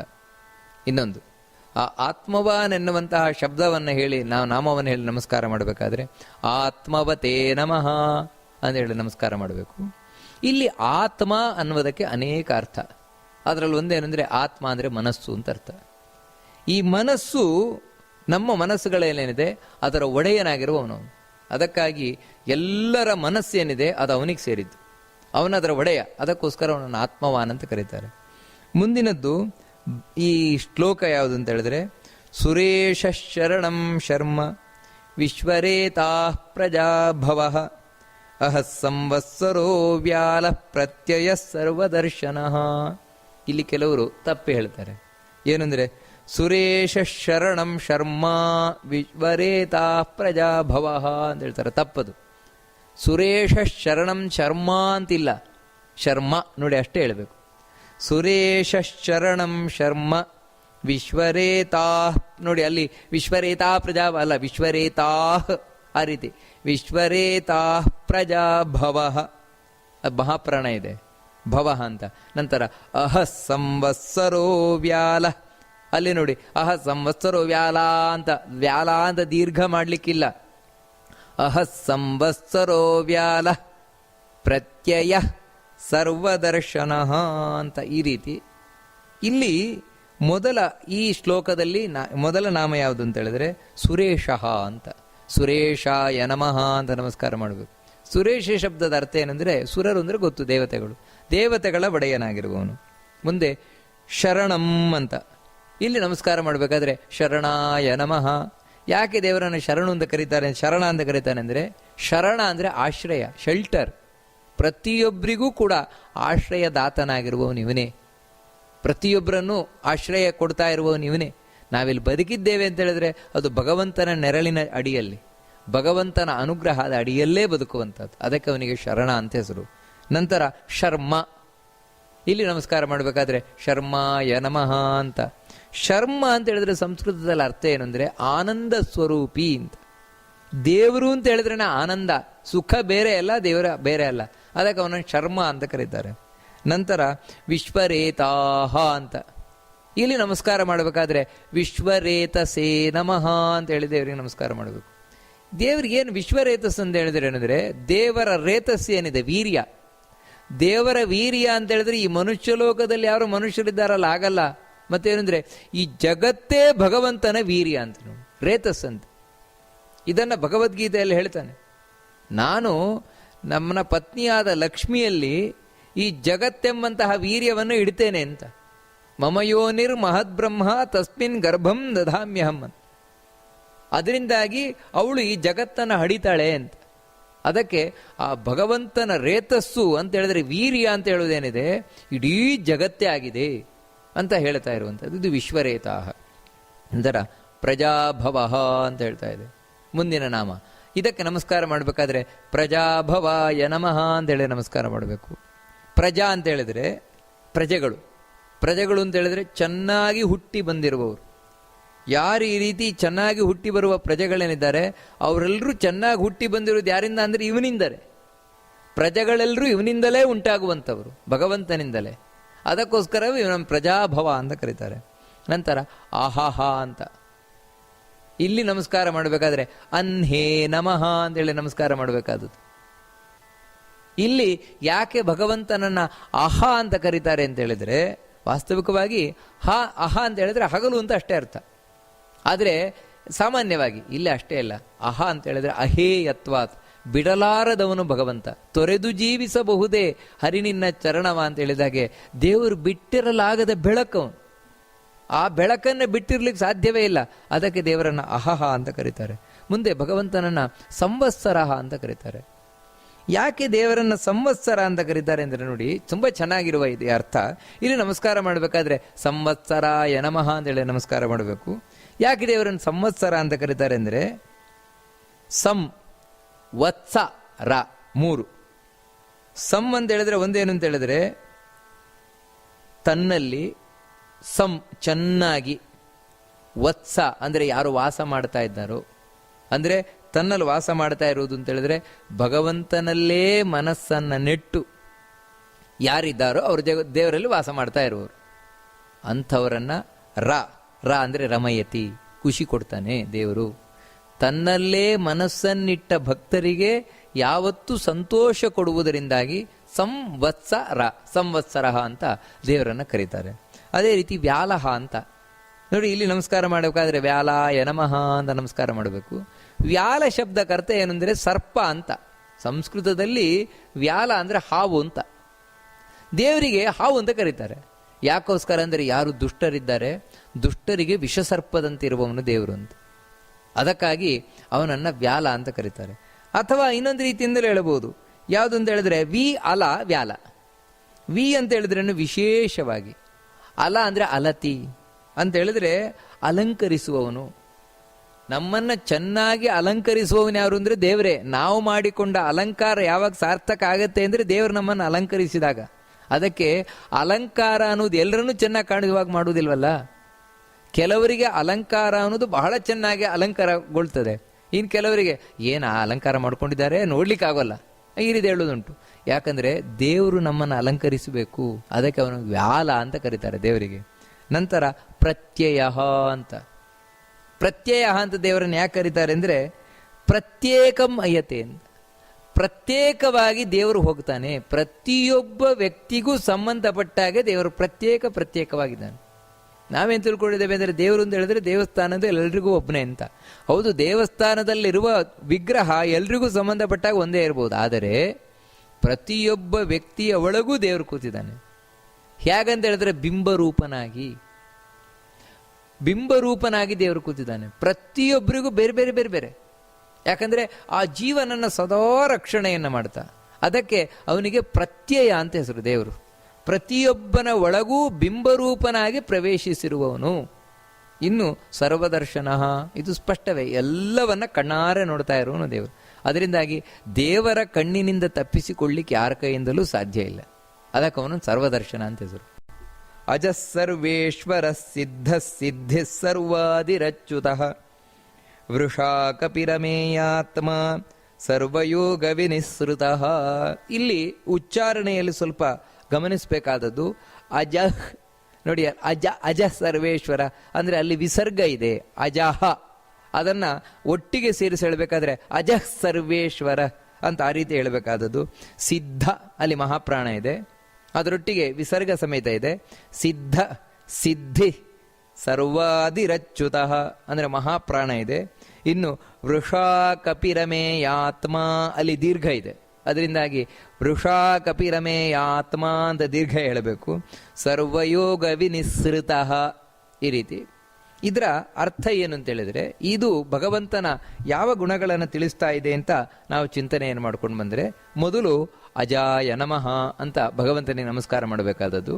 ಅಜ ಅಂತ ದೇವರ ಒಂದು ನಾಮ, ವಿಷ್ಣು ಸಹಸ್ರನಾಮದಲ್ಲಿ ಬರುವಂತಹದ್ದು, ದೇವರ ರೂಪ. ಅದು ನಾಮ ಹೌದು, ರೂಪವು.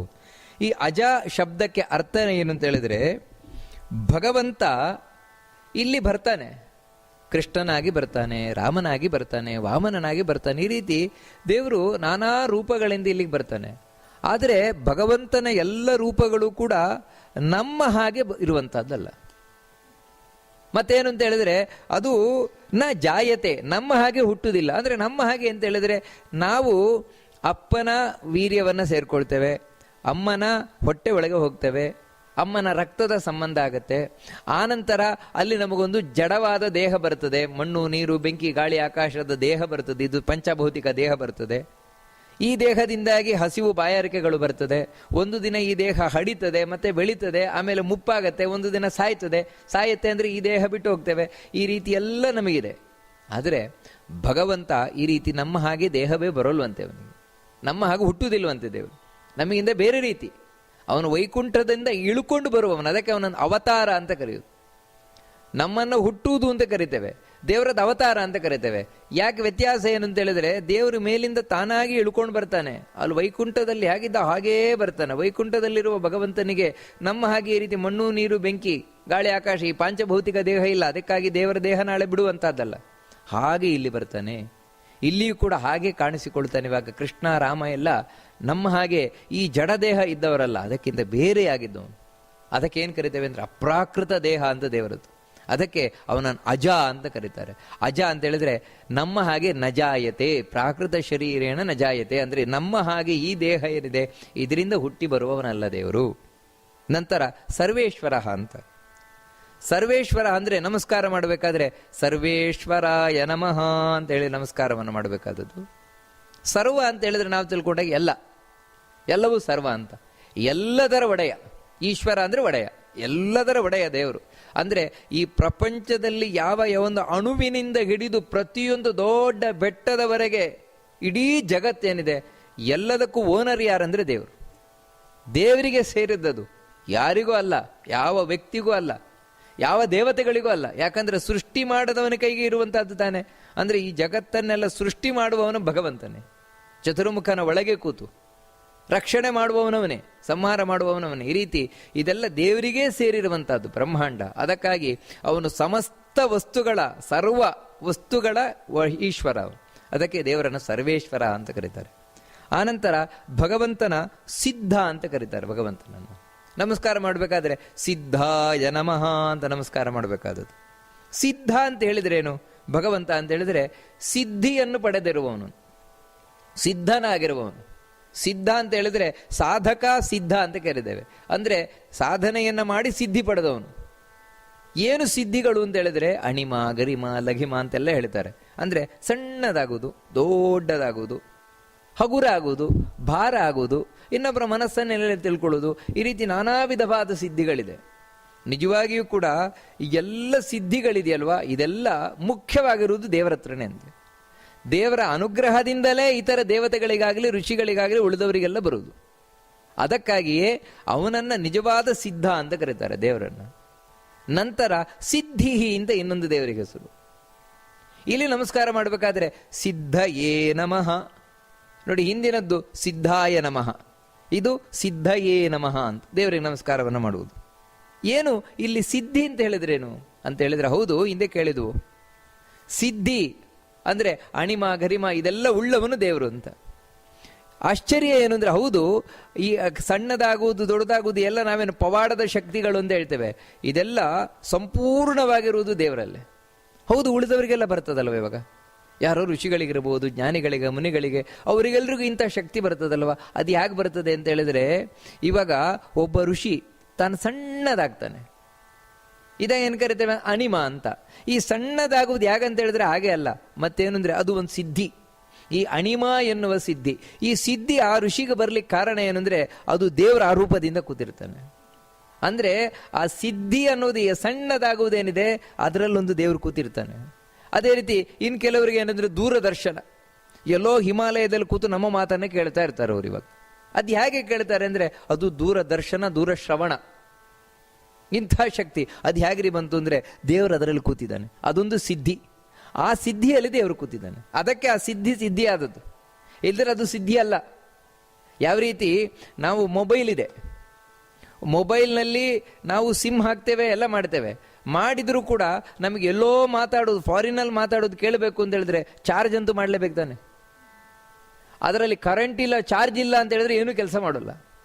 ಹಾಗೆ ಒಳಗೆ ಚಾರ್ಜಿನ ಹಾಗೆ ಕೂತಿರುವವನೇ ದೇವರು. ಪ್ರತಿಯೊಂದರ ಒಳಗೂ ಕೂಡ ಬೇಕೇ ಬೇಕು ಎನರ್ಜಿ, ಅದಾಗಿ ಕೂತಿರುವವನು ದೇವರು. ಅದಕ್ಕಾಗಿ ಆ ಸಿದ್ಧಿ ಅನ್ನೋದಿದೆ. ಈ ರೀತಿ ಸಿದ್ಧಿಯ ಒಳಗೆ ಸಿದ್ಧಿಯಾಗಿ ಕೂತವನು ದೇವರು, ಅದಕ್ಕೆ ಅವನಿಗೆ ಸಿದ್ಧಿ ಅಂತ ಹೆಸರು. ನಂತರ ಸರ್ವಾದಿರಚ್ಯುತಃ, ಸರ್ವಾದಿಹಿ ಅಂತ ದೇವರಿಗೆ ಹೆಸರು. ಅಲ್ಲಿ ನಮಸ್ಕಾರ ಮಾಡಬೇಕಾದ್ರೆ ಸರ್ವಾದಯೇ ನಮಃ ಅಂತ ನಮಸ್ಕಾರವನ್ನು ಮಾಡಬೇಕು.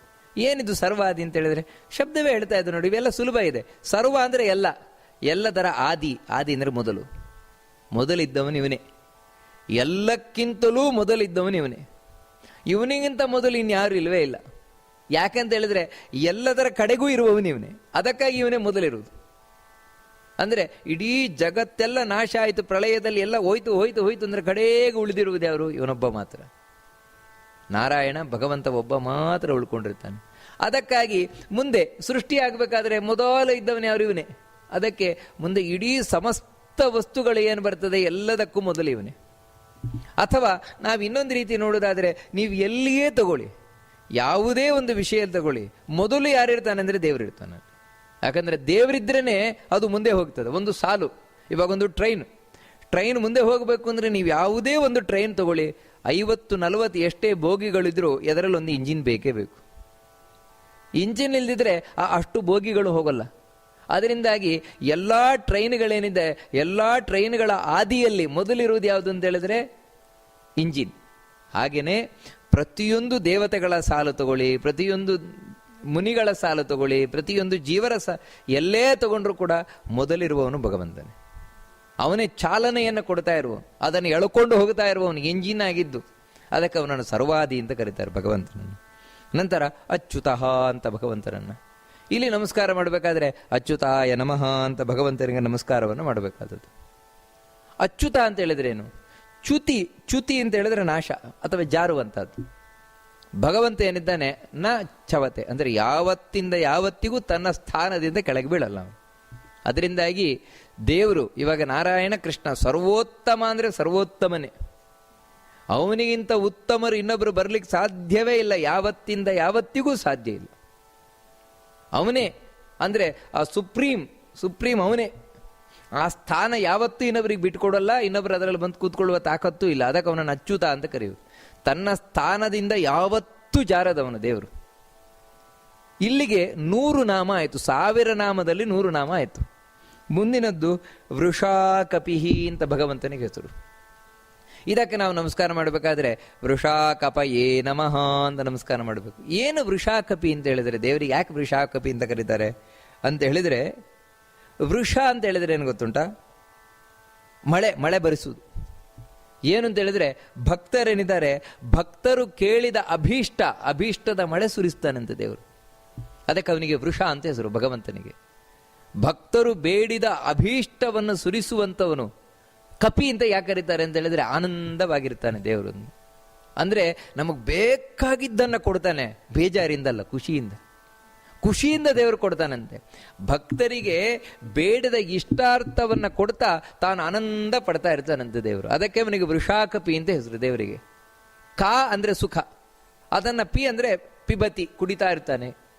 ಅಂದರೆ ಆನಂದದಿಂದ ತುಂಬಿಕೊಂಡಿರ್ತಾನೆ, ನಮ್ಮ ಬೇಕಾದ ವರಗಳನ್ನು ಕೊಡ್ತಾ ಇರ್ತಾನೆ ಭಕ್ತರಿಗೆ. ಆ ರೀತಿ ಅದಕ್ಕೆ ವೃಷಾಕಪಿ ಅಂತ. ಮುಂದಿನದ್ದು ಭಗವಂತನಿಗೆ ಅಮೇಯಾತ್ಮ ಅಂತ ಕರೀತಾರೆ.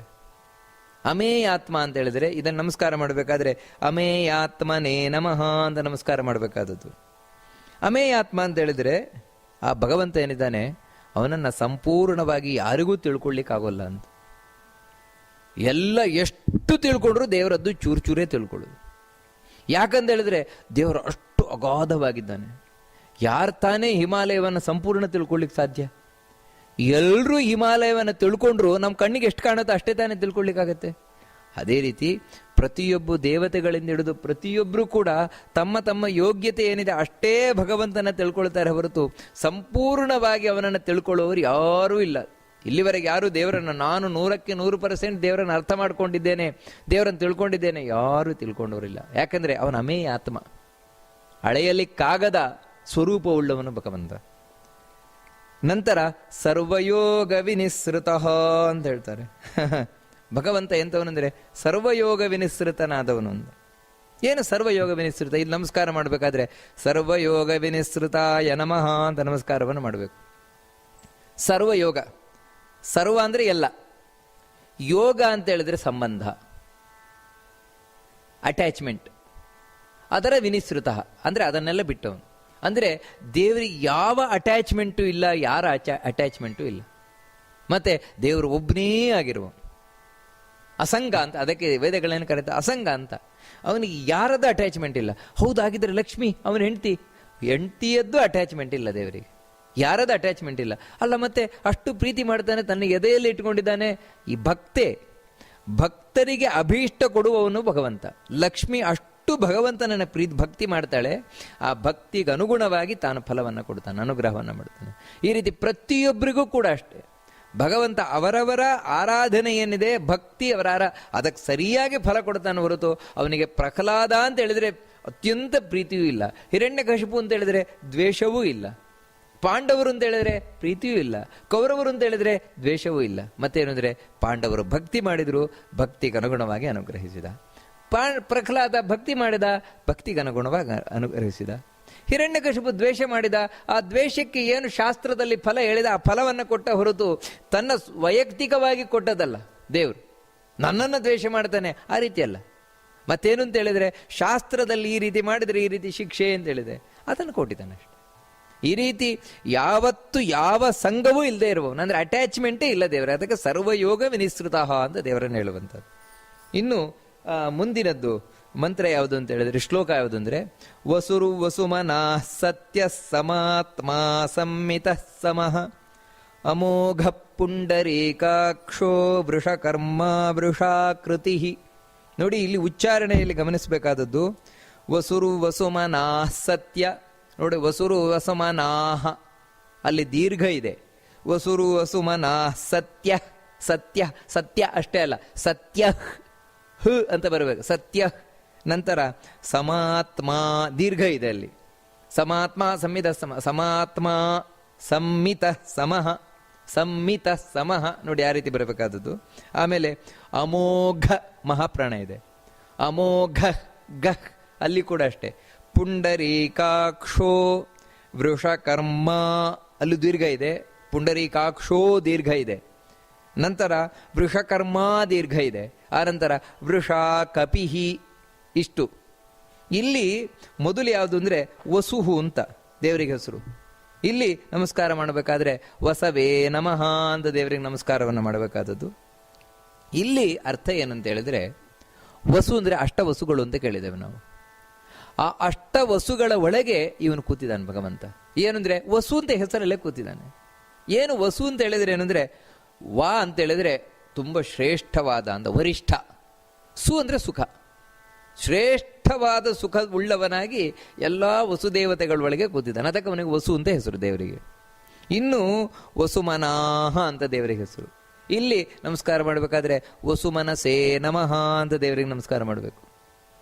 ಏನು ವಸುಮನ ಅಂತ ಹೇಳಿದ್ರೇನು ನೋಡಿ, ಎಷ್ಟು ಚಂದವಾದ ಒಂದು ಭಗವಂತನ ನಾಮ ಇದು ಅಂದರೆ, ವಸು ಅಂತ ಹೇಳಿದ್ರೆ ಸಂಸ್ಕೃತದಲ್ಲ ಬಂಗಾರ ಅಂತ, ಮನಾಹ ಅಂತ ಹೇಳಿದ್ರೆ ಮನಸ್ಸು, ಬಂಗಾರದಂಥ ಮನಸ್ಸಂತೆ ದೇವರದ್ದು. ನೋಡಿ, ಅದಕ್ಕೆ ಅವನನ್ನು ವಸುಮನ ಅಂತ ಕರೀತಾರೆ ದೇವರದ್ದು. ಅಂದರೆ ಬಂಗಾರದಂಥ ಮನಸ್ಸು ಅಂತ ಹೇಳಿದ್ರೆ, ದೇವರು ಯಾರ ಬಗ್ಗೆಯೂ ಕೆಟ್ಟದ್ದನ್ನು ಯೋಚನೆ ಮಾಡೋಲ್ಲ, ಯಾರಿಗೂ ಕೆಟ್ಟದ್ದನ್ನು ಬಯಸೋಲ್ಲ ದೇವರು. ಎಲ್ಲಿವರೆಗೆ ಅಂತ ಹೇಳಿದ್ರೆ, ಒಬ್ಬ ವ್ಯಕ್ತಿಗೆ ಕಷ್ಟವನ್ನು ಕೊಡ್ತಾನೆ ದೇವರು. ಯಾಕಂದ್ರೆ ಅವನು ಮಾಡಿದ ಪಾಪದ ಫಲವಾಗಿ, ಅದು ಬೇಜಾರಿಂದಲೇ ದೇವರು ಕೊಡ್ತಾನೆ ಹೊರತು ಖುಷಿಯಿಂದಲ್ಲ.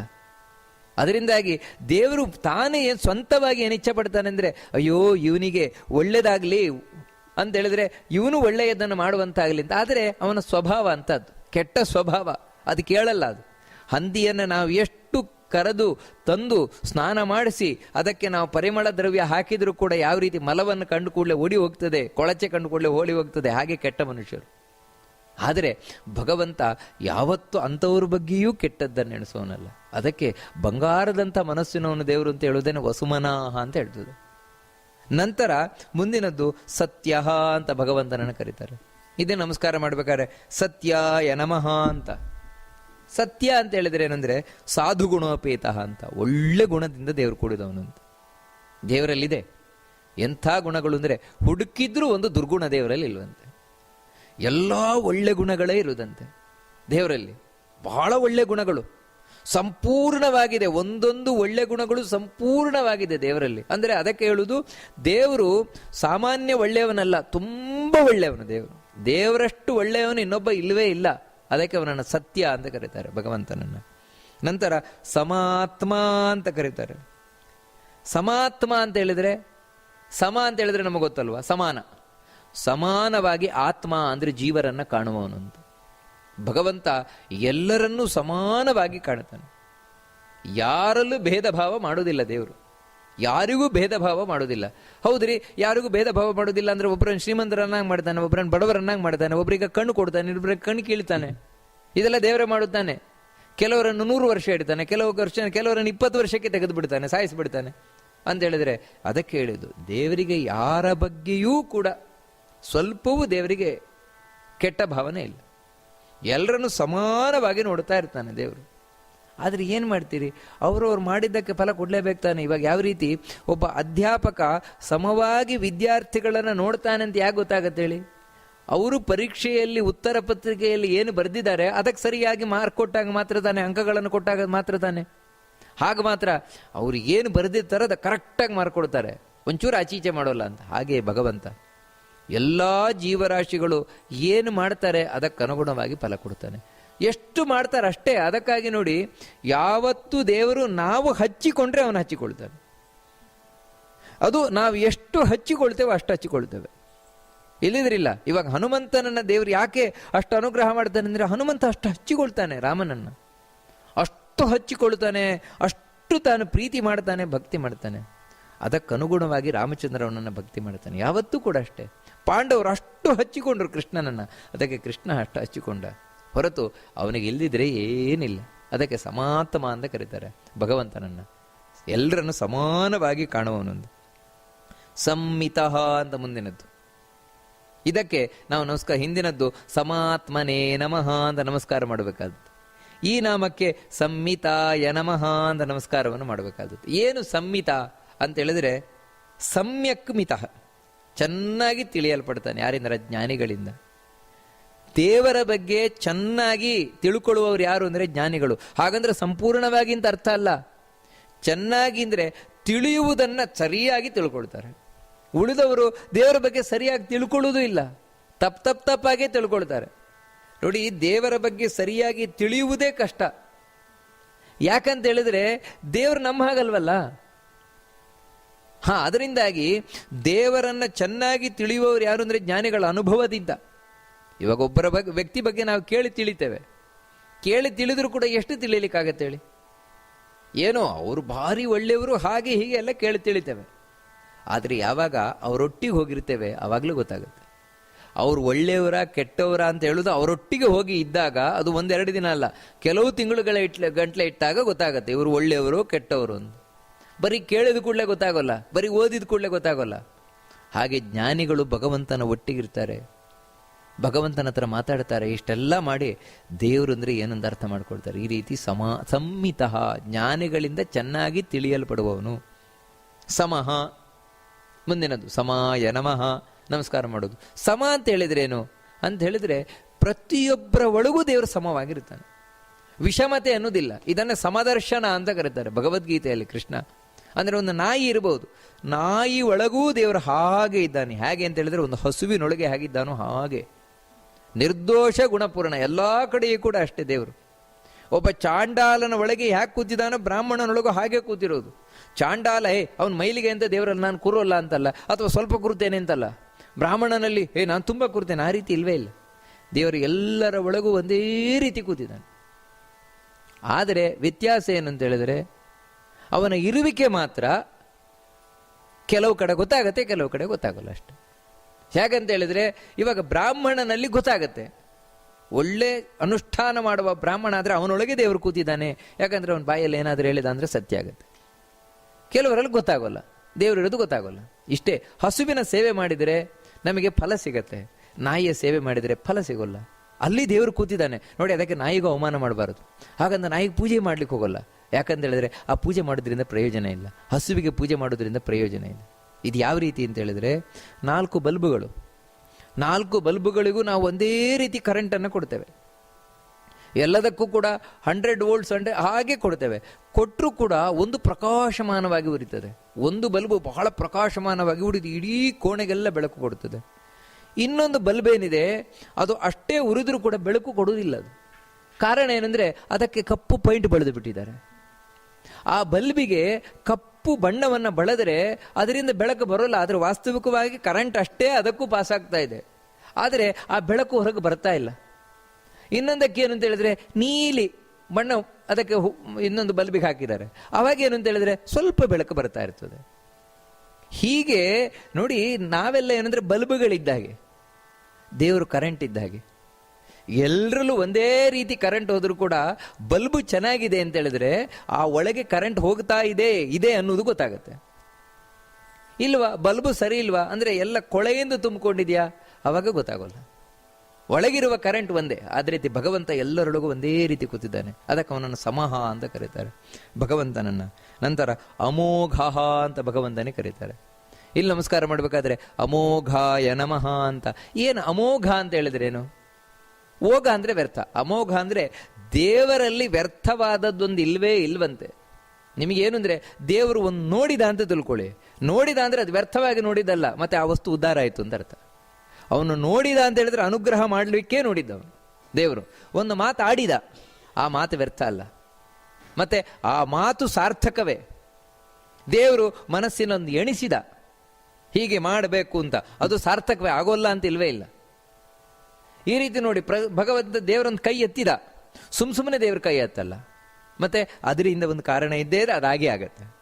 ಈ ರೀತಿ ಪ್ರತಿಯೊಂದು ದೇವರು ಏನೇನು ಮಾಡ್ತಾನೆ, ಹೇಳ್ತಾನೆ, ನೋಡ್ತಾನೆ, ಮುಟ್ತಾನೆ, ಮೂಸ್ತಾನೆ, ತಿಂತಾನೆ, ಪ್ರತಿಯೊಂದು ಕೂಡ ಸಾರ್ಥಕವೇ ಹೊರತು ಯಾವುದೂ ವ್ಯರ್ಥ ಅಲ್ಲ. ಅದಕ್ಕೆ ಅವನನ್ನು ಅಮೋಘ ಅಂತ ಕರೀತಾರೆ ದೇವರನ್ನು. ನಂತರ ಪುಂಡರೀಕಾಕ್ಷ ಅಂತ ದೇವರನ್ನು ಕರೀತಾರೆ.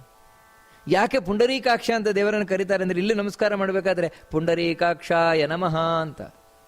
ನಮ್ಮ ಈ ಹೃದಯ ಏನಿದೆ ಕಮಲ ಇದ್ದಾಗಿದೆ, ಅಂದರೆ ಕೆಳಮುಖವಾಗಿರುವ ಕಮಲದಾಗೆ ನಮ್ಮ ಹೃದಯ ಇದೆ. ಆ ಹೃದಯವನ್ನೆಲ್ಲ ವ್ಯಾಪಿಸಿಕೊಂಡು ದೇವರು ಕೂತಿದ್ದಾನೆ. ಅಂದರೆ ಇಡೀ ದೇಹದಲ್ಲಿ ದೇವಸ್ಥಾನ, ಅಂದರೆ ಇದೊಂದು ದೇವಸ್ಥಾನ ಇದ್ದರೆ ನಮ್ಮ ದೇಹ, ಅದರ ಗರ್ಭಗುಡಿ ಯಾವುದು ಅಂತ ಹೇಳಿದ್ರೆ ನಮ್ಮ ಹೃದಯ. ಆ ಹೃದಯದಲ್ಲಿ ಕೂತಿಕೊಂಡಿರುವವ, ಅದು ಪುಂಡರೀಕ ಅಂತ ಹೇಳಿದ್ರೆ ನಮ್ಮ ಹೃದಯ. ಅದನ್ನು ಅಕ್ಷ್ಣೋತಿ ಅಂದರೆ ಆ ವ್ಯಾಪಿಸಿಕೊಂಡು ಕೂತವನು ದೇವರು. ಅದಕ್ಕೆ ಅವನನ್ನು ಪುಂಡರೀಕಾಕ್ಷ ಅಂತ ಕರೀತಾರೆ. ನಂತರ ವೃಷಕರ್ಮ ಅಂತ ಕರೀತಾರೆ. ಎಂಥ ಭಗವಂತನಿಗೆ ಯಾಕೆ ವೃಷಕರ್ಮ ಅಂತ ಹೇಳ್ತಾರೆ ಅಂದರೆ, ನಾವು ಹಿಂದೆ ವೃಷಾಕಪಿ ಅಂತ ಕೇಳಿದ್ವು, ಇಲ್ಲಿ ಮತ್ತೆ ವೃಷಕರ್ಮ. ಇಲ್ಲಿ ನಮಸ್ಕಾರ ಮಾಡಬೇಕಾದ್ರೆ ವೃಷಕರ್ಮಣೇ ನಮಃ ಅಂತ ನಮಸ್ಕಾರವನ್ನು ಮಾಡಬೇಕಾದದ್ದು. ಏನು ವೃಷಕರ್ಮ ಅಂತ ಹೇಳಿದ್ರೆ, ಭಗವಂತ ಏನೇ ಒಂದು ಕೆಲಸ ಮಾಡ್ತಾನೆ ಅಂತ ತಿಳ್ಕೊಳ್ಳಿ, ಕರ್ಮ, ದೇವರ ಕರ್ಮ. ಅದು ಯಾವ ರೀತಿ ಆಗಿರ್ತದೆ ಅಂತ ಹೇಳಿದ್ರೆ, ಭಗವಂತನ ಪ್ರತಿಯೊಂದು ಕರ್ಮವೂ ಕೂಡ ಭಕ್ತರಿಗೆ ಅಭೀಷ್ಟವನ್ನು ಸುರಿಸುವಂತಹದ್ದಾಗಿರ್ತದೆ. ಅಭೀಷ್ಟ ಸುರಿಸುವಂತಹ ಕರ್ಮವುಳ್ಳವನು ದೇವರು. ಅಂದರೆ ಅಭೀಷ್ಟ ಸುರಿಸುವಂತಹ ಕರ್ಮ ಅಂತ ಹೇಳಿದ್ರೆ, ಇವಾಗ ದೇವರೊಂದು ಕೆಲಸ ಏನೊಂದು, ಇವಾಗ ಕೃಷ್ಣ ಗೋವರ್ಧನ ಪರ್ವತ ಎತ್ತಿದ ಅಂತ ತಿಳ್ಕೊಳ್ಳಿ. ಗೋವರ್ಧನ ಪರ್ವತ ಎತ್ತಿದ ಅವತ್ತು ಅದು ಯಾಕೋಸ್ಕರ ಅಂತ ಹೇಳಿದ್ರೆ, ಎಲ್ಲ ಗೋಪಾಲಕರನ್ನ ರಕ್ಷಣೆ ಮಾಡ್ಲಿಕ್ಕೋಸ್ಕರ, ಗೋಪಿಕಾಸ್ತ್ರೀಯರ ರಕ್ಷಣೆ ಮಾಡ್ಲಿಕ್ಕೋಸ್ಕರ. ಅಂದ್ರೆ ಅವರ ಅಭೀಷ್ಟ ಏನಿದೆ, ಅಯ್ಯೋ ಕೃಷ್ಣ ನಮ್ಮನ್ನು ರಕ್ಷಣೆ ಮಾಡು ಅಂತ, ಅದನ್ನು ಮಾಡ್ಲಿಕ್ಕೆ. ಅಷ್ಟು ಮಾತ್ರ ಅಲ್ಲ, ಅವತ್ತಿಂದ ಇವತ್ತಿನವರೆಗೆ ಯಾರು ಆ ಗೋವರ್ಧನ ಗಿರಿಯನ್ನ ಭಗವಂತ ಎತ್ತಿದ ಅಂತ ಸ್ಮರಣೆ ಮಾಡ್ಕೊಳ್ತಾನೆ, ಅವನ ಮನಸ್ಸಿನ ಅಭೀಷ್ಟವನ್ನು ಪೂರ್ಣ ಮಾಡ್ತಾನೆ ದೇವರು. ಅದಕ್ಕೆ ಅವನಿಗೆ ವೃಷಕರ್ಮ ಅಂತ ಹೆಸರು. ಅಂತ ಹೇಳಿದ್ರೆ ಭಕ್ತರ ಅಭೀಷ್ಟವನ್ನು ಸುರಿಸುವ ಪ್ರತಿಯೊಂದು ಕರ್ಮವುಳ್ಳವನು. ಯಾವುದು ಅದಕ್ಕೆ ಹೇಳುವುದು, ಜಾರತ್ವದಲ್ಲಿ ಮಾಡಿದ ಪಾಪಗಳಿಗೆಲ್ಲ ಗೋಪೀ ಜನಜಾರ ಎಂದರೆ ಸಾಲದೆ ಹೆಣ್ಮಕ್ಳಿಂದ ಹೋದ, ಅಯ್ಯೋ ಅದು ವ್ಯರ್ಥ ಅಲ್ಲ, ಅದನ್ನು ನೆನಪು ಮಾಡಿಕೊಂಡ್ರೆ ನಾವೇನಾದ್ರೂ ಅಂತೆ ಕೆಲಸ ಮಾಡಿದ್ರೆ ಕಳೆದು ಬಿಡ್ತಾನಂದು. ಹೀಗೆ ಪ್ರತಿಯೊಂದೂ ದೇವರದ್ದು ಭಕ್ತರ ಅಭೀಷ್ಟವನ್ನು ಸುರಿಸುವ ಕರ್ಮಗಳು. ಇನ್ನು ವೃಷಾಕೃತಿ ಅಂತ ಹೇಳ್ತಾರೆ. ವೃಷಾಕೃತಿ ಅಂತ ಹೇಳಿದ್ರೆ ಭಗವಂತನ ಆಕೃತಿ, ಅಂದ್ರೆ ಭಗವಂತ ಇಲ್ಲಿ ಅವತಾರ ಮಾಡಿ ಬರ್ತಾನೆ. ಯಾಕೋಸ್ಕರ ಅಂದ್ರೆ, ವೃಷ ಅಂದ್ರೆ ಸಂಸ್ಕೃತದಲ್ಲಿ ಇನ್ನೊಂದು ಅರ್ಥ ಏನು ಅಂದ್ರೆ ಧರ್ಮ ಅಂತ. ಧರ್ಮದ ಸಂಸ್ಥಾಪನೆಗಾಗಿ ತಾನಿಲ್ಲಿ ಅವತಾರ ಮಾಡಿ ಬರುವುದು. ಧರ್ಮ ಸಂಸ್ಥಾಪನಾರ್ಥಾಯ ಸಂಭವಾಮಿ ಯುಗೇ ಯುಗೇ ಅಂತ. ಆ ಧರ್ಮ ಸಂಸ್ಥಾಪನೆಗಾಗಿ ತಾನು ಅನೇಕ ಅವತಾರಗಳಿಂದ ಇಟ್ಕೊಂಡ್ಬರ್ತಾನೆ. ಅದಕ್ಕಾಗಿ ಭಗವಂತನಿಗೆ ವೃಷಾಕಪಿ ಅಂತ ಹೆಸರು, ವೃಷಾಕೃತಿ ಅಂತ. ಇಲ್ಲಿ ನಮಸ್ಕಾರವನ್ನು ಮಾಡಬೇಕಾದ್ರೆ ವೃಷಾಕೃತಯೇ ನಮಃ ಅಂತ ನಾವು ದೇವರಿಗೆ ನಮಸ್ಕಾರವನ್ನು ಮಾಡಬೇಕಾದದ್ದು.